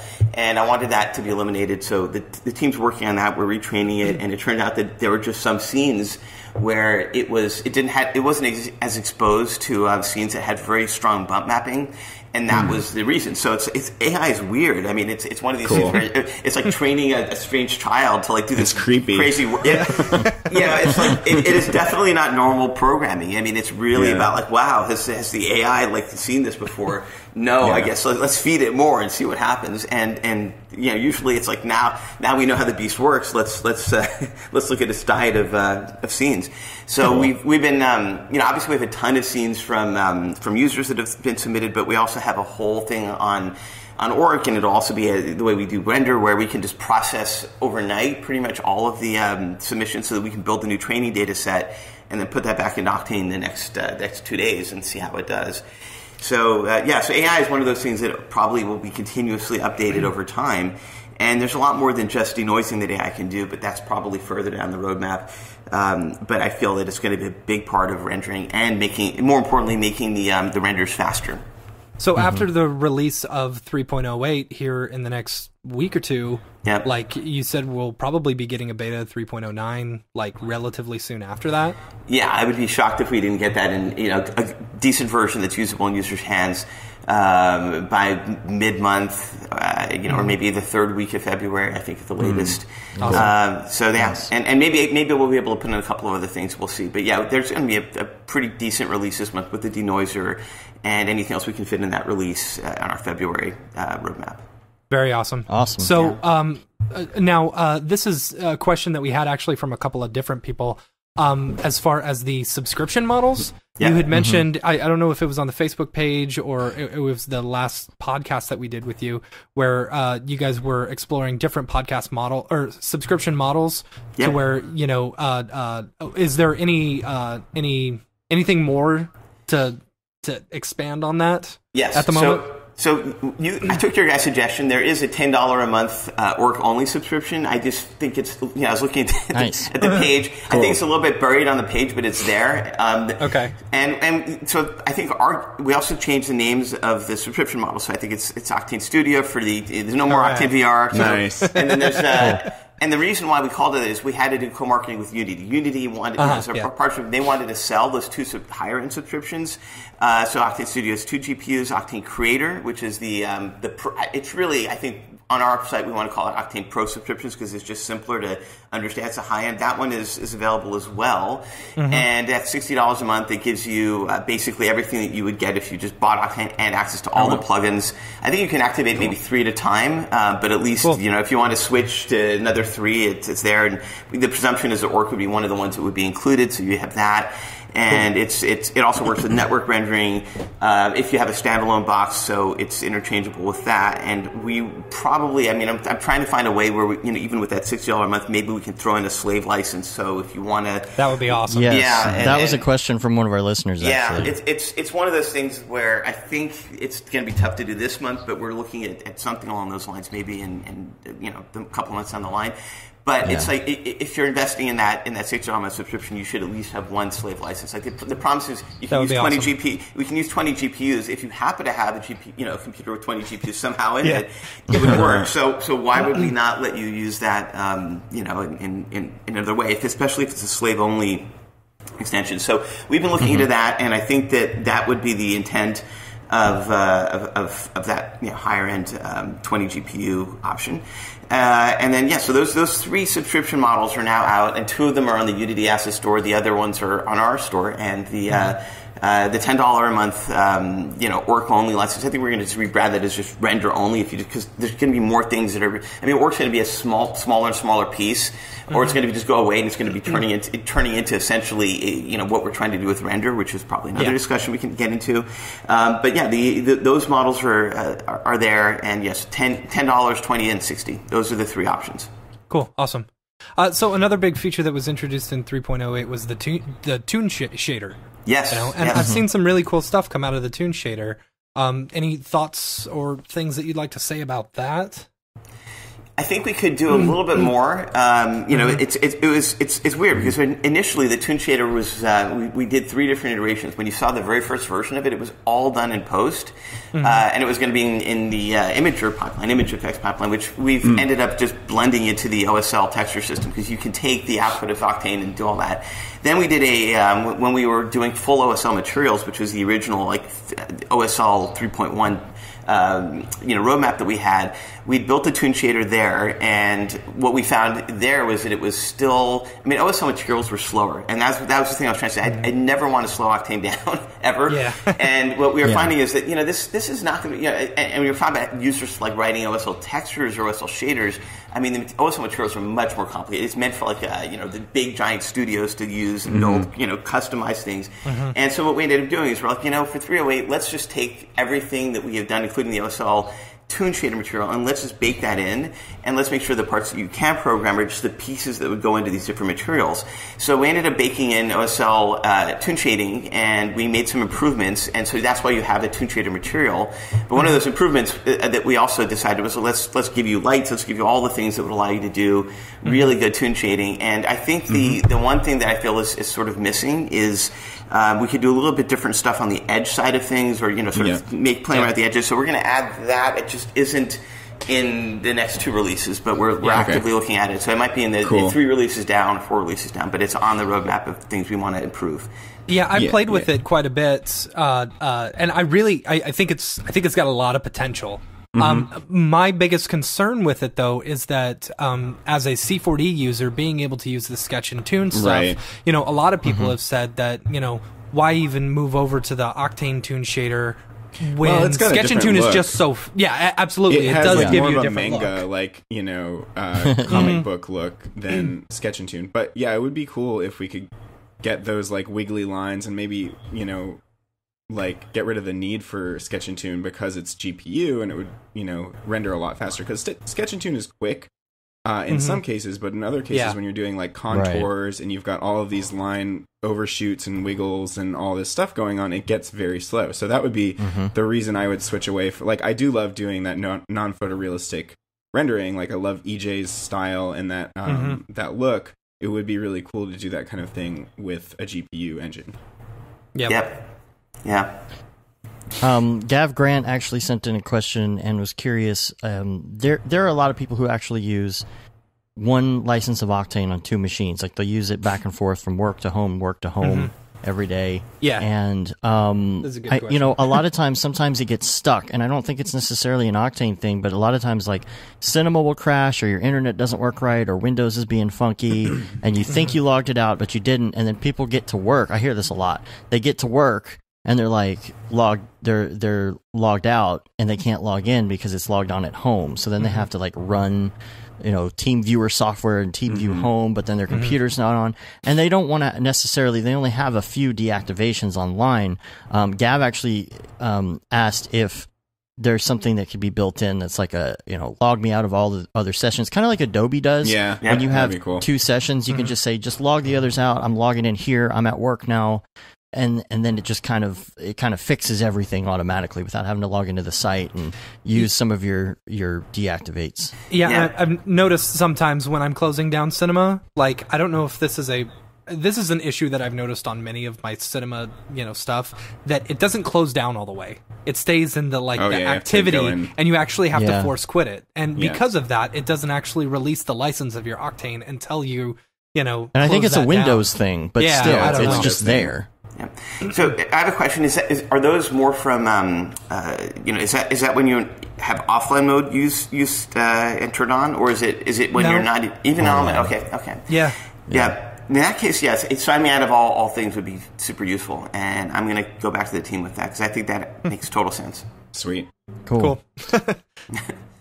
And we had actually 2 different people sending a question asking just to hear what your thoughts are on the GPU shortage right now that's going on because of cryptocurrency. Yeah. Obviously we have our own take on that because we're trying to get, all these miners to basically switch over to render. And that, I think since we last spoke, we had our initial sale, we got 4,000 Ether from people, which is great. And it's actually a good amount of money for us to invest in phase 1, which is to turn Orc You already have it, so on Orc you can see what the cost is in render. The next step is we would add the ability for you to take the tokens from the cell, and there are other cells that are coming up. It's continuous, which is always the intent, and then you can spend render tokens on jobs. And then the other really important thing that we've been able to validate is we now, because the backend of work is on Amazon, Google Compute, and the public cloud. We were able to build a node that connects to the Orc system, and this is really what render is going to be. And it doesn't store anything; it just pops up, and real customers' Orc jobs are being rendered on this render node, and it's Linux only. But I'm sharing that with the render community, which is a little bit separate from the Octane ones, and people got excited. So I think that on a meta level, the idea is that if all this shortage is caused by people wanting to mine cryptocurrency, and if we do our jobs, because we would pay out way more for render jobs than you would for just mining Ethereum or altcoins by a lot, a huge amount, because we're limited by the fact that we don't make money on the render jobs on Orc. Basically the $10 a month is so that we can deal with one, we make money, we can also cover your support and issues. And there's a lot of support issues with cloud rendering. But the idea is that if you have, if you include everyone's GPUs in the world in this system, then they can make money, and it doesn't have to go to the public cloud providers. But even at the same cost, it's a lot. So I'm hoping that's one of those things that'll unlock it. And we've been sharing a little bit of our roadmap with render with NVIDIA and AMD and others, because obviously they're part of it. But yeah, it's messy, and cryptocurrency. Frankly, a lot of the stuff is crazy. We're doing the most normal thing in the space of it makes sense to have something like this be on an Ethereum token. There's to me there's a couple of really good blockchain based systems. Some of them we're partnered with, like Sia Coin, that also allows you to do decentralized storage is important. But the craziness over people trying to, obviously, the ups and downs with Bitcoin, it's a little much, and it's really unfortunate that GPUs are being have the shortage. But I saw that last year. That's one of the reasons why I was I'm launching render now, because I think the 1060s were in scarce supply last year, and now of course it's much worse. And I know that NVIDIA doesn't want that. I think they definitely want, they want their cards to be used for gaming or for rendering, and so there's a lot of vectors of effort to try to, minimize that. But yeah, you can't control human behavior. So, right.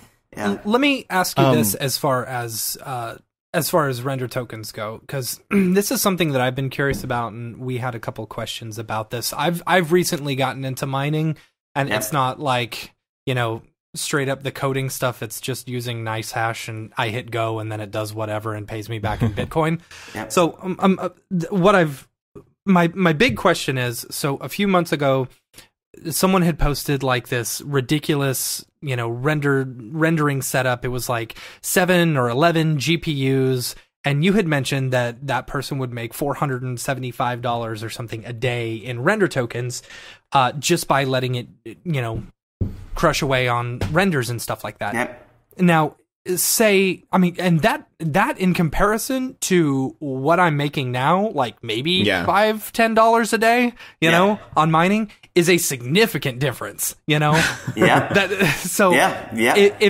If people are seeing this, and they're seeing that they can make this much a day, and they start buying all these GPUs that are available for render tokens, isn't there going to eventually become a saturation, too much render power and not enough render jobs, Yeah. No, well, that'd be a great problem to have. So look, here's the thing. Right now, and I don't want, I have to be respectful of our customers' privacy, but there was a job on Orc that was we used all of Amazon GPUs overnight, and it was not enough. And in fact, the cost of Orc, it's that's what we're basing render on. It went up because there are certain regions on AWS we don't want to use because they're more expensive. So it's if you really run out of capacity on the other 70% of Amazon GPUs, then we have no choice. We have to go there, and the job goes up. And one of the reasons why we don't push Orc even more or try to get more customers on it is that we're scared we'd run out. And it happens. We can if we get one big customer a day. Amazon, and it's not, we laugh about it because it's true. There's not enough graphics cards, and frankly, the GPUs that are on Google Compute and Azure there. Amazon is way more. So we do have a shortage of render power. And, if we got to the point where, somebody wasn't, making $5 a day because there's not enough render jobs. And by the way, when you add Unity baking jobs to that is going to be a lot more, we haven't turned that on yet. We haven't flipped that switch. Mm-hmm. So Unity, that's why baking is such an important feature for render for the ecosystem as a whole, because when people can usually those jobs take 48 hours with the progressive light mapper. If we can just put that on the cloud, on render, that will help a lot more. And I think that in general, if you're not making the $5 a day from that box and you're just going back to mining, Ethereum or something, or nice hash or whatever, well, then you're still making money. But if there's, but if the network is feeding you that work, then you're making a lot more. You're making as much money as Amazon, Google. And you look at Google's results. the one bright spot for them was, I think their GCE, their cloud business is actually doing really well. Same thing with Amazon. There's a lot of business going to those public cloud providers. And while we're not looking at sort of tapping all of it, GPUs are a big part of that, and there's not enough. So I think that there's some really interesting results that could come from having a network of GPUs for render. And I do think that, even if you get a few, as you're saying, if the delta is 50 or 100 or whatever, if you even get a few render jobs, you're making more money than you would be doing any other. Yeah. That's for sure. Absolutely. Yeah, that's totally true. $5 a day is no good because it's terrible. My electricity bill just jumped up $200 more than it was because I added another 5 or 6 GPUs. Right. Yeah. So that wouldn't be worth it. Well, you can set those things and you can make enough money to buy yourself a new graphics card every day. Yeah. That'll be sweet. That's great. Yeah. Even at these prices. Yeah. So let me ask you another question as far as render goes, because so is the cost of, say I want to send a job and all the render tokens or all the render cloud and stuff is all set up. Say I want to send a job and there's a good supply of people doing this. If there's an overabundance of cards available or people willing to mine, does the cost of the jobs actually go down? It might, but it probably won't, in the sense that there's a floor that we want to keep. In other words, and it's also a question of priority, because there's, if we get to the point where there is a scarcity, I would love to see that. That is so far from where we are now. Right. So far from where we are now, because I think what people don't realize is we're not talking about just cinema producers. We're talking about everything. We're talking about studios that it's usually these big guys that are blowing out all the capacity on Amazon. There's also, by the way, we're a partner with Facebook. We're going to be using that network for doing the reverse 6-dot video stuff. So when we're at the point where there's not enough jobs, we'll figure it out. But I honestly feel like it's not going to really happen that way. And if there is a scarcity, I don't think it's going to be something where the token itself is ever going to be less than the work in Octane bench hours. Then you could then pinpoint onto the cloud. If all that happens, that means that basically there's no point for Amazon or Google or others to have a GPU cloud business, because you can also do that. You can do that work. You can put in other work inside of an Orbex render job.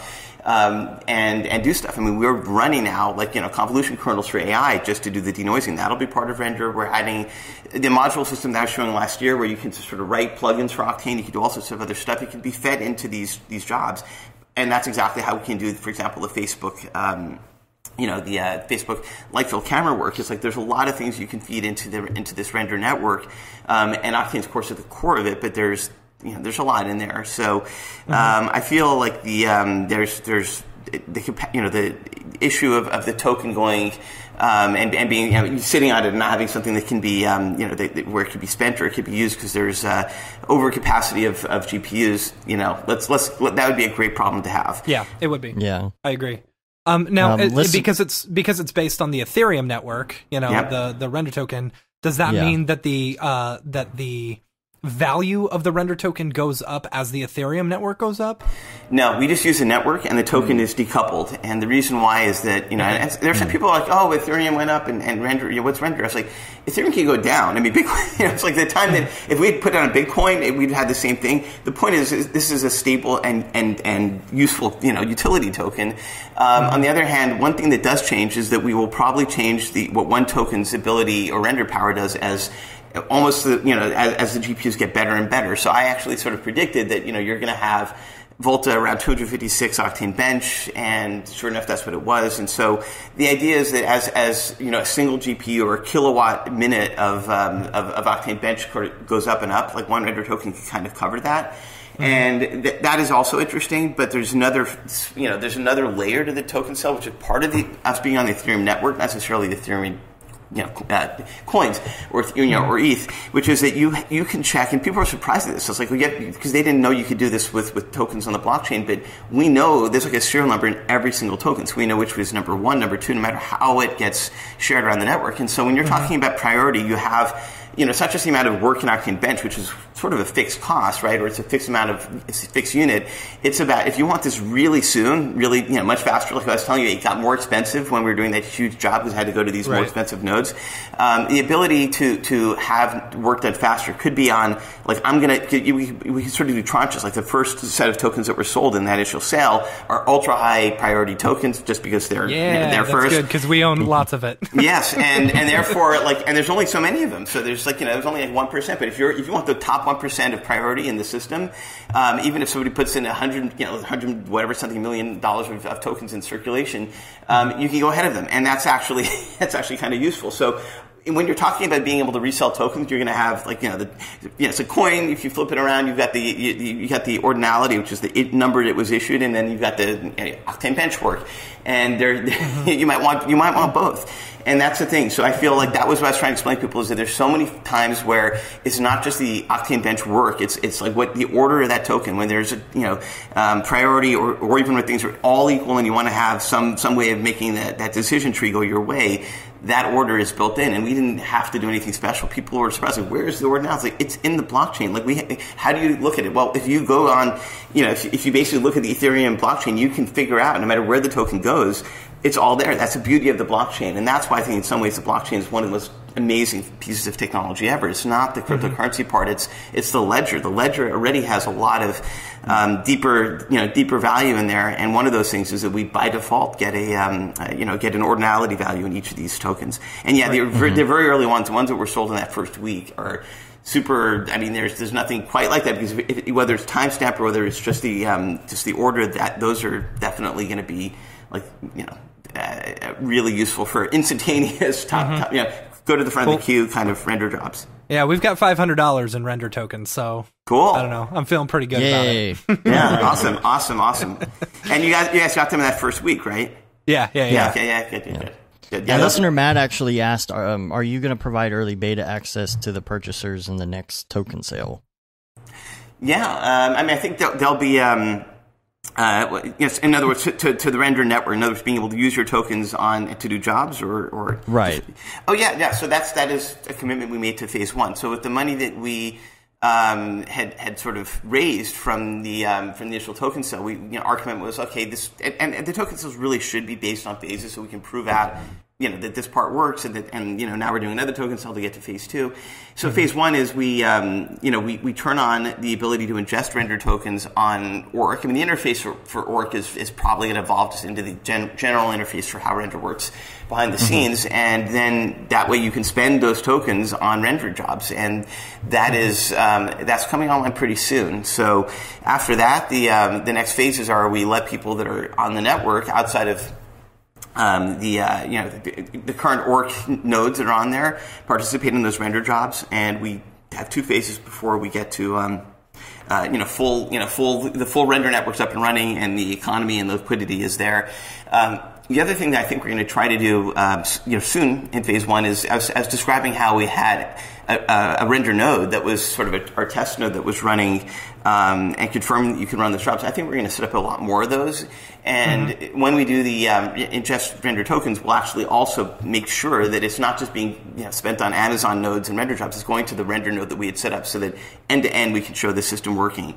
Even if it's our decentralized node in our data center, at least it shows the system working, and it also sort of sets the pace for having different tiers of trust, because we trust our nodes as much as we trust Amazon's, and we want to get other, maybe other render farms that want to support render can be in that same zone where you can trust your assets aren't going to be ripped off because they're not in some crazy place. And that's the problem, is that the more nodes we have that are untrusted or unknown, you risk a little bit by sending, even if we're doing end-to-end encryption, your scenes are going to be potentially decrypted in GPU memory, and they could be, they could be poked at or looked at. And we have to come up with different layers of trust where you're okay, maybe with sending that into these different tiers. And maybe that also is one of those things where there's a delta in price or priority or something along those lines. One thing that I've been, really looking into is how do we make it so we're just not sending the textures and the geometry over and still finishing the render. Yeah, so we've been, when you do pause and resume in Octane, and even on the cloud, there's that functionality. It saves this sort of blob. It's sort of an obfuscated blob of the scene. And if we send that to the untrusted nodes, it's a pretty decent way of protecting the assets and still finishing the render. And that's one thing we're looking into for earlier this, sometime mid this year to test that out and see if that really works. But I think it might. Cool. I've got a question here from, this is also from listener Matt. This is one I don't even quite know anything about. This is about the Genesis ICO. Okay. He says, what do you think the main reasons are you missed your target in the Genesis ICO by such a large margin, and how is the private sale going? So I think we never really had a target because there's no, let me tell you something. My experience from this stuff is nobody knows anything about tokens and blockchain sales, even today and even then. And I think that for a week, making 4,000 ETH was pretty good. And what I think people didn't appreciate, I think people expected everything to happen at once. And that was not how we were one of the very, very, very first token sales to do a mintable token, which means we can pause and resume our sales anytime, and we can do it based on market conditions, which, by the way, change all the time. And we've had a lot of people since that first week. If you want to get tokens for a private sale at 250H, that's going pretty well. And I think when we do the next public sale, it'll do great. And from my perspective, the important thing is that we get the liquidity for each phase as we need them, and I think that's happening. So I'm pretty happy with Render. In fact, it's one of the bright spots in a lot of our crazy moonshot bets in the last 6 months. So I've been pushing it to everyone that I know who invests in currency and stuff. So yeah. Oh, the other thing is, I'll say a lot of people that have come to us in the private sale are coming from being just they can't take it in the ups and downs in other crypto, and so. There's been a lot of that of geez, just it's too much. And one more thing I'll add is that the thing with Tether, I don't know if you guys are familiar with Tether, where it's supposed to be a token for every dollar. That's supposed to be, the stable gold standard, and even that, it turns out there might be some mischief going on there, which could have been responsible for a lot of the crazy stuff with Bitcoin and so on. So, I think having a normal business built around the blockchain and having a token system that is part of that, where we as users and customers and people that love this ecosystem really understand it and can see the value is pretty unique and it's pretty great. So yeah, I think in that place we have a lot of value to add to people that are looking to get into the value unlocking of things that are blockchain based. And something that's maybe a more stable investment than Bitcoin. Yes. Right. Yep. Yeah, and the thing that the reason why I'm such a big supporter of this, and I can't wait to see it start, is that it's actually something tangible. It's not that people are just using their GPUs to find these weird numbers and stuff like that. I know. It's that you're producing, you're basically, renting out your equipment for people to use in a way, right. And so you're actually producing a tangible product for someone else, and that in turn makes you money. I don't know. Yeah, and think about it. Think about all the waste, because you're hashing numbers, and it's just a crazy waste of energy and compute and electricity. Yeah. And if you're actually doing work that people want, humans want, right? And that was my initial pitch for Render. I mean, that means that if you are using all the electricity of Denmark, at least it's being used for what people want. It's being used to light their world, right? It's a great system. The one thing that I am sort of tracking, though, and I think people are seeing this with certainly with Bitcoin, you cannot buy anything with it, right? I mean, in terms of like you can't go to Starbucks and buy coffee anymore, or Steam. Yeah, let me buy a coffee with render tokens. Yeah. So, well, my point was awesome. that you even so, Ethereum is better, but even then, this CryptoKitties, kittens or whatever that slowed the network down. So, for us, it's not that bad because we're doing so much of the value of a single token, right? Ethereum is backing our render tokens, but even if it takes a while to get that or those transactions get more expensive, I mean, we still could do 16 hours of rendering potentially with a token, and then we're the ones that are responsible for the escrow and the validation off-chain. But in general, when we're looking at future phases of render, I mean, I am concerned that the Ethereum network itself is not that fast, and it's something that is a known problem. So you have different things that are trying to address that.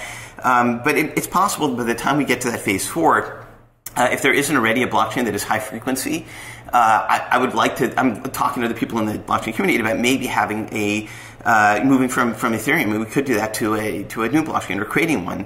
And I think that something based around the smart contracts in Ethereum are great, but having a smart contract system based on WebAssembly, based on some other elements that we could help basically be more suitable for programming smart contracts around scene graphs and things that we need in render.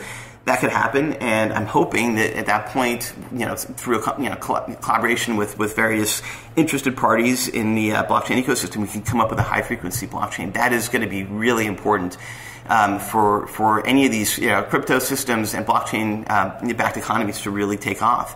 Especially even if you look at it as truly what Bitcoin is supposed to be, which is you can just use it for paying for things. It has to be as instantaneous as Apple Pay or Google Pay and so on. So, and then right now it's not. It's not. Yeah.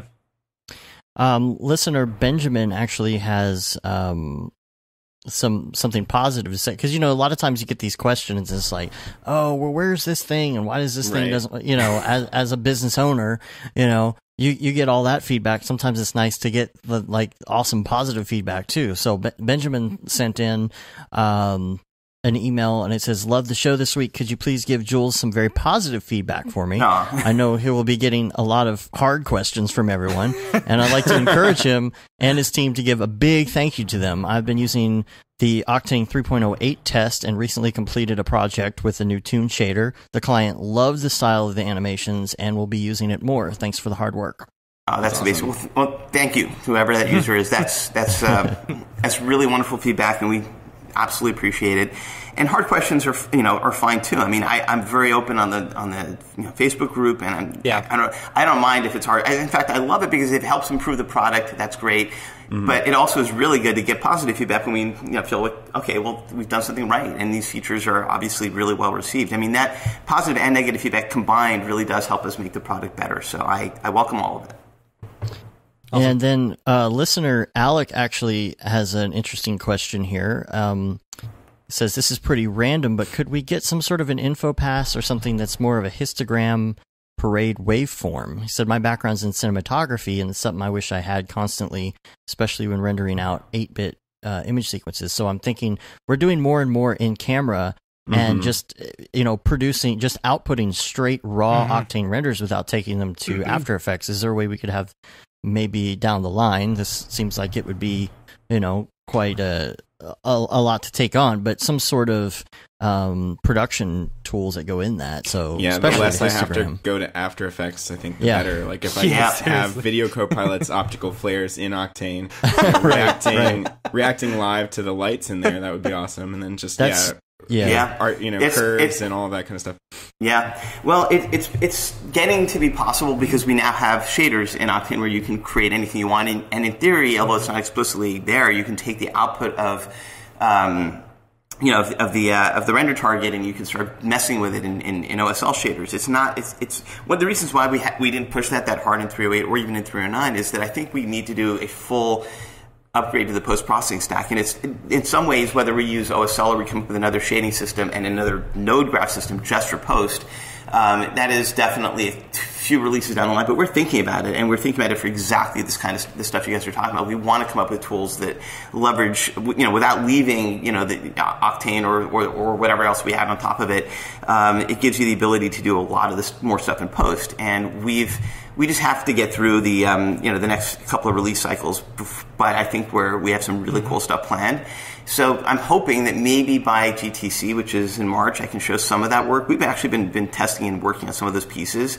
And at the very least, we can maybe do some interim steps where we can show how to do cool stuff in the OSL system by feeding the render target data in there. And we almost did an OSL imager node where you could just, instead of putting in a lookup table, you can actually programmably generate it. But again, that work would have come ahead of getting just the denoiser done and some of these other basic things done. So I want to get all the basics really done in 308, 309, and possibly whatever the release after that is before we, which I think brings us towards sometime in March we'll start talking about fancy new features again. Once we have all of these other pieces done and the core rendering pipelines there, but post is really important, and we have a lot of good ideas. So great feedback. This is going to be a really stupid question, and this is a little off topic. Is there any chance that we're ever going to see like a CPU version or an AMD version? I know people have talked about like the AMD, and I know the history that you guys have had with that AMD version. But are those off the table? They're not off the table. We have huge amounts of time and resources we've been spending on both getting a CPU version and an AMD version and a Mac version. AMD on Mac and PC might as well be completely different. There's at least three of these things. So we've been part of what we felt was holding us back is you guys were giving us good feedback. Like, get releases out quickly. And what I want to do is I want to keep doing that, and I want to keep figuring out the best path towards getting those other things done. And they're all different. So one of the things that is stopping us from AMD Mac is that there's nothing that we've done. This CUDA cross-compile work that we did to get AMD Octane support, which we did do, and we have to optimize, is just worthless on Mac. So we either have to start from scratch, which I think... and I'm just going to be very honest. Like, for me, AMD support is critical because of the Mac. Like, that's why we did it. That's why we announced it. I think I mentioned this before. Like, it was all about getting Mac support, knowing that you're just not going to get a NVIDIA card shipping with Macs for whatever reason anytime soon or ever. And so therefore, it was critical. And the problem was that when over time when that changed and we started with OpenCL and then it turned into Metal, and then we're like, well, let's try to do CUDA. And it is going to happen. And I think we'll have some updates. Probably in a few months on that, but right now it's not. It will take too many resources to try to put out a release when we don't have all three of those figured out at once. So we do have something that a lot of people want CPU because they want to have things that are out of core. So we'll have probably something more along those lines sooner. The AMD situation is really it's worse because while we could support Windows, it's slow, and I don't think people want a slow version of Octane. If we were thinking of maybe putting that out in the free version, so Unity users could at least get AMD and have rather than having nothing. But when you compare that to the speed of the NVIDIA one, and we use, for example, the time we might have gotten an AMD version up to speed, we use that time to get Volta fully up to speed, which I think, to be honest, is probably more useful to existing users, and it's super fast. So I'd rather just get all the work that we can do on optimizations on the fast cards first. And Volta took a little bit of time, wasn't that much more, but an AMD Windows build, 6 months of work to optimize that thing and get it anywhere near the speeds. And the other thing is, just to be perfectly frank, you look at Vega, it is, it's not a great card performance-wise relative to the equivalent priced NVIDIA one. It's $100 more, I think, 100 watts more, and a year later. So I'd like to have a really powerful AMD Windows card to justify that work, but either way, it's almost hard to make that happen ahead of features and ahead of us figuring out the Mac. Like, I'd rather, for sure. Now that Volta's done, I really want to take a harder look at how we can get, AMD Mac support going, and that might be its own piece of work. And then we also, of course, we have Octane 4 coming out this year, and so we're trying to figure out where that fits in. But to answer your question, those are, they're critically important to us, but we don't want to put, we don't want to have any other releases get held up, or for that matter, useful, hardware platforms like Volta that I think are even more important than AMD support. AMD support on Windows, you can always put in an NVIDIA card. On Mac, you really don't have that choice other than with eGPUs. So CPU, we did build the CPU version of Octane that was just slow. It was really slow, and so we showed that, and we even had an Intel iGPU version. But for the most part, it was really about the stability of that system, and also most systems have an Intel integrated graphics chip or an AMD GPU or an NVIDIA one. So it's doing a pure x86 backend. I mean, if we have to, we'll consider it. But most people want to come up with some way to do out of core memory. I think that's one of the reasons why people are sort of pushing us. And there's probably ways we can ameliorate that. And memory management is definitely something users have been bringing up. I think after 309, we'll be able to have we'll be able to look at making memory footprints smaller or work more efficiently. So maybe even in February, we'll be able to put out an update with some of that in there. I know people have been asking about that memory thing, like especially on Facebook. Yep.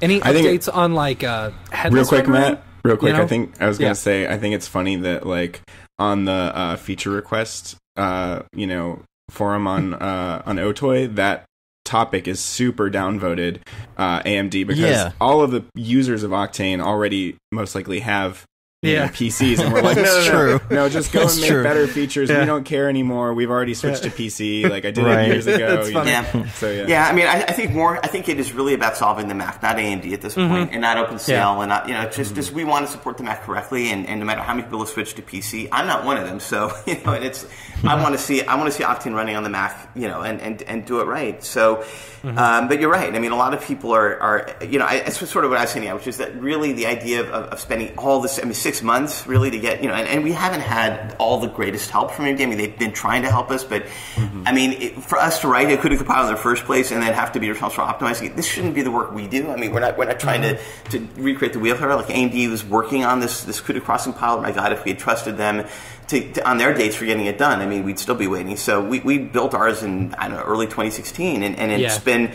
You guys saw that the iMac working. Like, it's there. It's like it's but to take it all the way to a So I think that it was downvoted. We noticed it. Mac is important, but right now the most important features on that list are things like people want to have tracing sets and light the whole light system and everything. I mean, these things are much higher priorities. And before we even get to that, we have to finish the stuff that is in the pipeline. And somewhere in the middle of that, I think we're going to see an Octane 4 release. So it is really about priorities, and I think users are always helpful in telling us, what they really want. And for sure.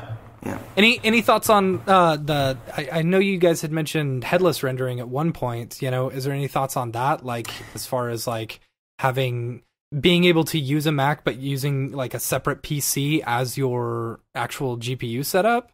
Yes, and that is also one of those things that requires work to improve. And also, when we do it, it really needs to be done at the probably at the end of a lot of other features. So all the stuff that we're doing with 308 was like we just had to get that done before we go back to doing headless.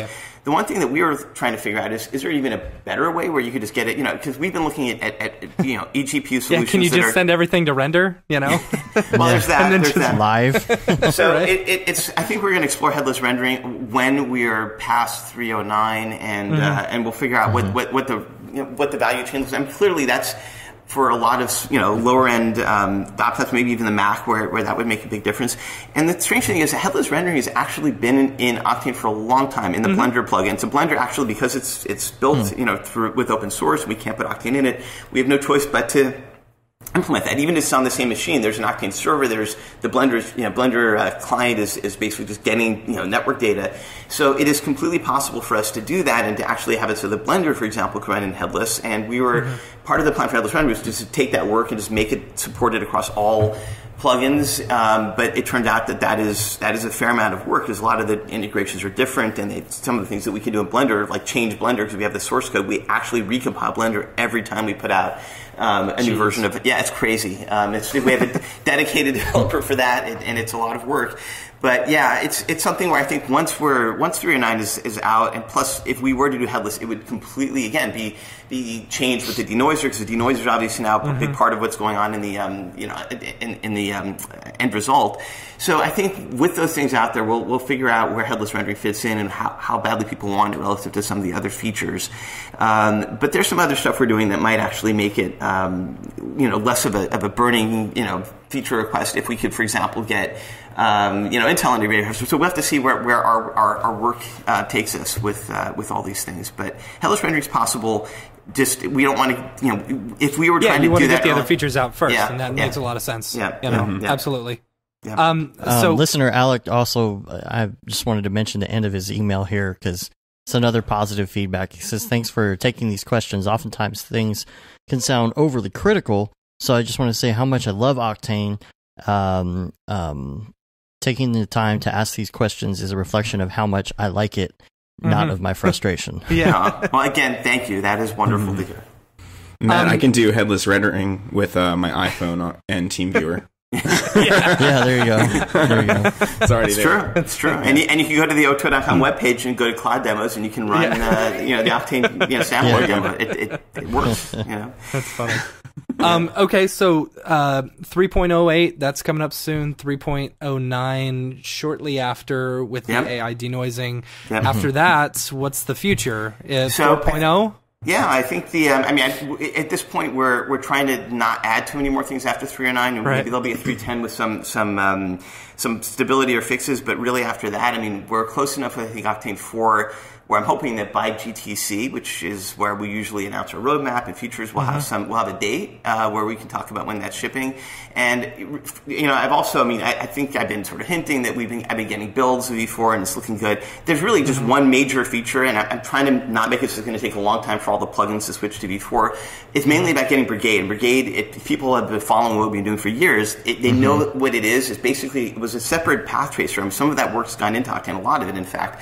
But the idea with version 4 is just to do one thing and then release it, which is if we can get that Brigade speed, that scene graph driving Octane, and somehow marry those two things, that's the 4.0 release. And that is looking pretty good. So the second that we have a stable version of Octane 4 with Brigade's scene graph driving it, and you get all that speed and all the things that can unlock, that is really a 4.0 release. And so I think that by GTC we'll have a date, we'll be able to show it, and I think users will love it. Load times and just moving things around, so far it looks like it'll be the same speed as Brigade, and the trick has been in the hard work around before, and why we didn't release it already, I guess, is that making sure that nothing changes, that scenes load, that it feels like, even for the third-party plugin developers, it's still the same API, because Brigade was so different. It was designed as a game engine and had a game engine API.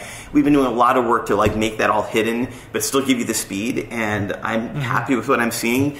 And I feel like that's on track. So I think that is, it's not about so much about the fancier rendering features. I think it's just about the speed that you get from that. And most importantly, as I said on the last time, one thing that's clear is the load times just go away. You take 30 seconds waiting for something to go load up. That would be amazing. Yeah, no, that in the early tests that I've done seems to just be gone. There's load times from disk. You have to load things into GPU memory, but there's no voxelization or what we call it. And moving things already in all those, in the early tests, it's crazy impressive. So I can't wait for users to see it. I kind of want to put out a release with that stable, or even show it stable, and I think we're on track to do that for a preview or an announcement in March. Awesome. Nice. Yeah. That's very awesome. Yep. Real quick, can you explain irradiance passes versus just an indirect bounce? What the difference is there? Is that when it? I think this is pulling on my long ago knowledge from physical render or something. When it it's kind of like a shortcut. Is that the idea? Yeah, it's possible to sort of build an irradiance pass, and this is what so the reason why we explicitly added it was, I don't know if it's used for Octane, for Cinema 4D users, for example, is quite as clear as it is for Unity. In baking, you want irradiance because it essentially is taking the if you turn on the raw checkbox in the AOVs, and you get diffuse and you get reflections, it basically irradiance is the combination of all of that. So it just captures all the incoming light that is before it hits the surface. And the way that we were doing it before the irradiance pass was we would just look at the surface, and we would then divide out the, you have diffuse filter and you have reflection filter and all that. We divide it out and you get the results. And in theory, that meant that there was this perfect match between the raw lighting and the albedo. But in practice, it wasn't quite working that way because we're giving you RGB space and Octane's in XYZ space, right? And internally, it's got other spectrum. It's not even RGB. It's got multiple channels of light, frequencies that it calculates. So what we did is basically figure out the irradiance in XYZ space and then give you the output of that. And it's essentially similar to the raw all the raw lighting passes added up together, so you have all the incoming light. And it actually was critically important that we get that in the baking system, because most real time and it's something we want to support. Like we added GLTF, which is a very simple playback form, mesh format that you can export. We're working on that for Unity, so you can just bake irradiance, put it inside of a mesh, even in Unity or even in your scenes in the engine, and use that to then multiply correctly over the albedo maps underneath it. So irradiance has been possible in Octane, just not at this quality or even correctly. So that's why we added it. Yeah, awesome. Very cool. Very cool. Anything else, guys? Any other user questions? Or did we blast through all this? Well, there's one that's super complex that I don't even understand, if you want to hear this one. Sure, Jules will understand it. This is from Tokyo Megaplex. This is regarding Octane Real... so he says Octane Real Time. So basically, version 4 / Brigade. Have you looked into voxel cone tracing? Oh, yeah. Stuart Crossan, the guy that invented it and worked at NVIDIA. Yeah, it's a great technique. It's a great technique, and it was really pushed forward by Stuart Crossan, who is a really smart guy, works in NVIDIA, and it's awesome. It's used in games a lot, and it's something that... Well, here's the thing. I was writing a post on the Facebook group saying, if we're going to look at biased rendering, I really don't want Octane to be anything but unbiased. Like, it's our mission to make that right. Just like the Redshift guys, like they own biased rendering and for final stuff, and that's great. I mean, those paths need to be explored fully and separately. But if we were to look at biased rendering at all, it's all about real time. It's all about 120 frames a second in VR. And any trick at that point that we can use, and that could be, Octane could be, with 4, you do have the ability to do real-time dynamic stuff. So from my perspective, when you're using Octane and you want to just have that quality and you want to have a real-time version of that, ideally, with 4 being fast enough and probably another version of the AI denoiser that's designed for real-time cleanup, you can get pretty close, but there's nothing wrong with, part of having an irradiance pass is you can create an irradiance cache and then have a lookup into that. And so voxel cone tracing is a little bit of that as well. There's part of our work after Octane 4 is out, I think, has been providing an SDK, because there's a lot more than... just we had an SDK for Octane, 1 through 3, and even 4 for integration and tools. Like, why not let people build game engines with these pieces? And that was always the plan with Brigade. But I didn't want to put out Brigade without, on its own. I wanted to have game engines like Unity and Unreal have deep hooks into it, and I also wanted to have Octane really just have the work inside of that real-time workflow, so that you can choose what to bake and what to cache and what to put into a voxel cone tracing system, because you can build all that from the ray tracer that's inside of Octane 4. And just like you have the OSL camera, if you had shaders for every single thing that you could do inside of that system, I could totally see new renderers being built, because Octane 4 on top of Brigade is like one option, but you can, the underlying part of Brigade, those little shaders and those things can be turned into other types of rendering, and you can mix that with Octane. And I see that happening in first probably in Unity and game engines, but it could be that a developer that has this desire can build other things on top of that and bring that back into the ecosystem, just like Ahmed did with the Cinema 4D plugin. He came to us with the concept and idea, and we're like, go crazy, own it, do it, make something amazing. There's a lot more of that are totally novel applications.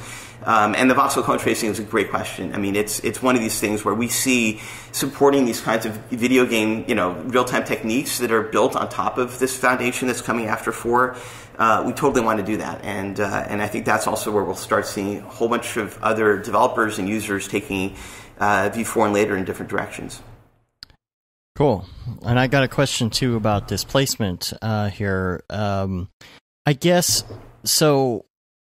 there's something about the way that the GPU evaluates displacement maps. It's great now that there's displacement maps in mixed textures, so that you can, before you would mix 2 textures together, if they had displacement, you wouldn't get that displacement. Now you can put the displacement in the mixed texture. But are there any plans to do something, or is there like a technical reason, I guess, why you can't mix 2 displacements at once?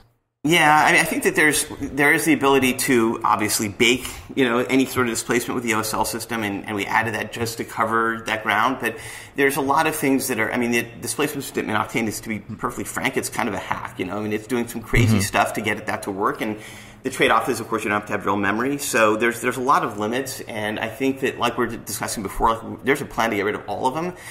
Probably the time to do that is a few releases down the line once we've got these other bits working. In the meantime, we're trying to make this the system work well, and part of that was also removing some of the cracks that were a real issue, and adding multiple UV sets, and as you're saying, the ability to sort of do at least some sort of mixing capabilities. But there are a lot of things that, like, we want to properly support vector displacement in real time, not just as a baking step, and we're working on that as well. So I think those things will be, post 309, and, wherever 4 comes in, I don't know whether that'll be before or after, but I think we are going to do a pretty big revamp of displacement by mid-year. So that's my rough estimate. And that might, and it'll be something that can be. Yeah, I want to finish it, and I want to see it working, and then I want to talk about it. So maybe we'll do that on a displacement deep dive on the next podcast. Sweet. Totally. Yeah. Cool. All right, cool. Any other questions, guys? That's all I got. Awesome. That's it. Awesome. Well, Jules, thank you so much for being on the show. We really appreciate it. Oh, thank you. A pleasure as always. I think next to David Ariev, you're our most most frequent. Yeah, most Jeez, the guest who's been on the most. Yeah. Yeah. I think you got a long way to go to catch up with David, though. He's like up to like 30-something episodes. 20, yeah. Wow. Maybe, yeah. Awesome. All right, so we appreciate it. Ladies and gentlemen, Jules Urbach, the CEO of Otoy. Super great interview. Man, that was awesome. Yeah. All right. Let's get out of here. Yeah. All right. You can rate us on iTunes. You can leave a review.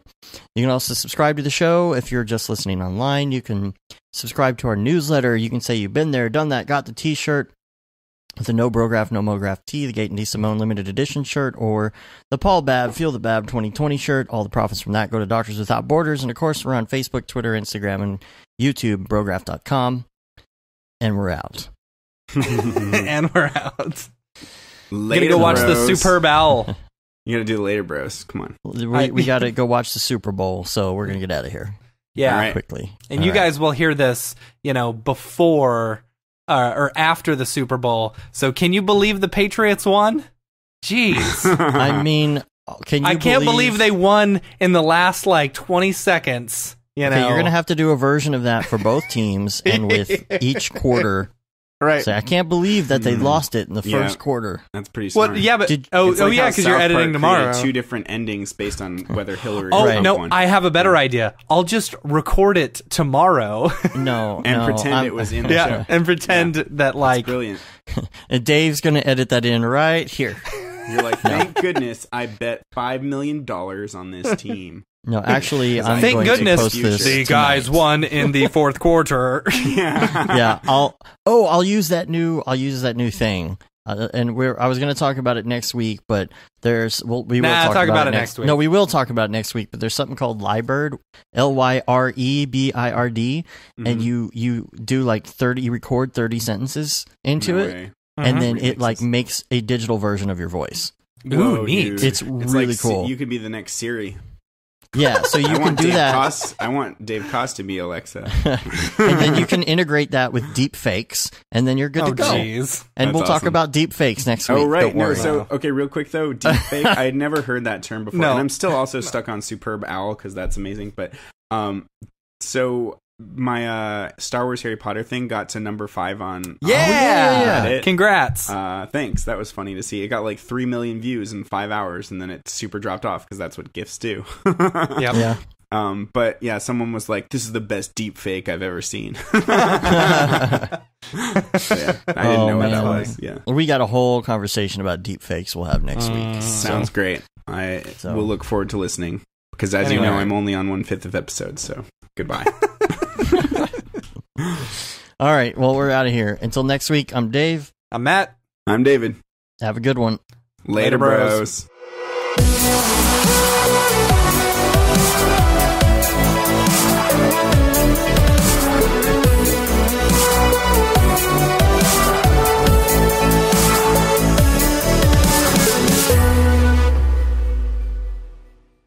pretty good, I guess. Brograph.com, an online resource for learning Cinema 4D, After Effects, and other motion graphics tools specifically catered to help you prevail as a motion graphic designer. What's up, bros? Welcome to another Brograph motion graphics tutorial. With tutorials, plugins, and now a podcast with tens of thousands of listeners worldwide. Yeah, it's a great community to be part of. We give you professional time-saving tips, industry news, interviews, shortcuts, and lessons that help keep you current in the world of motion design. Go into HDR Studio, take the render settings, pick the HDR, put in reflection, and gorgeous. I love projects that scare me. When our art director comes to us and asks for something that I had never done before, man, it gets me pumped. Our weekly long-form podcast will give you the latest news, help you in your file management, hardware configuration, and client relations. Learn about the latest render engines, modeling techniques, and workflow integration while staying entertained. Real nice banana. Ah, that's so funny. All right. I'm going to live forever. Our Brograph Talks are a chance to see the way industry leaders from around the globe are changing the face of motion design. Sometimes you got to make stuff that you're not going to put on your reel, and I'm not here to judge.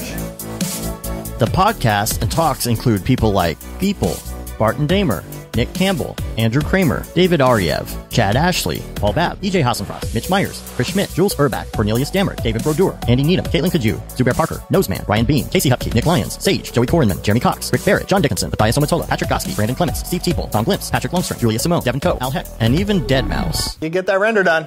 Yeah, you better frame what? Our Brograph breakdowns go behind the projects and give you an insight on what it's like to manage and maintain your own personal business or work for a large company. Join us for live sessions, check out our useful plugins, watch time-lapse projects, interact with us, and send us email questions and topic ideas. Or just hit the Rando Render button and do an imaginative daily that'll keep you on your toes. Take all your dreams and let's do it! Subscribe today and get automatic updates on the latest tutorials, tricks, tips, and inspiration brought to you by industry professionals Dave Koss and Matt Milstead. We don't care how you get here, folks. Just get here. Subscribe now to Brograph Tutorials.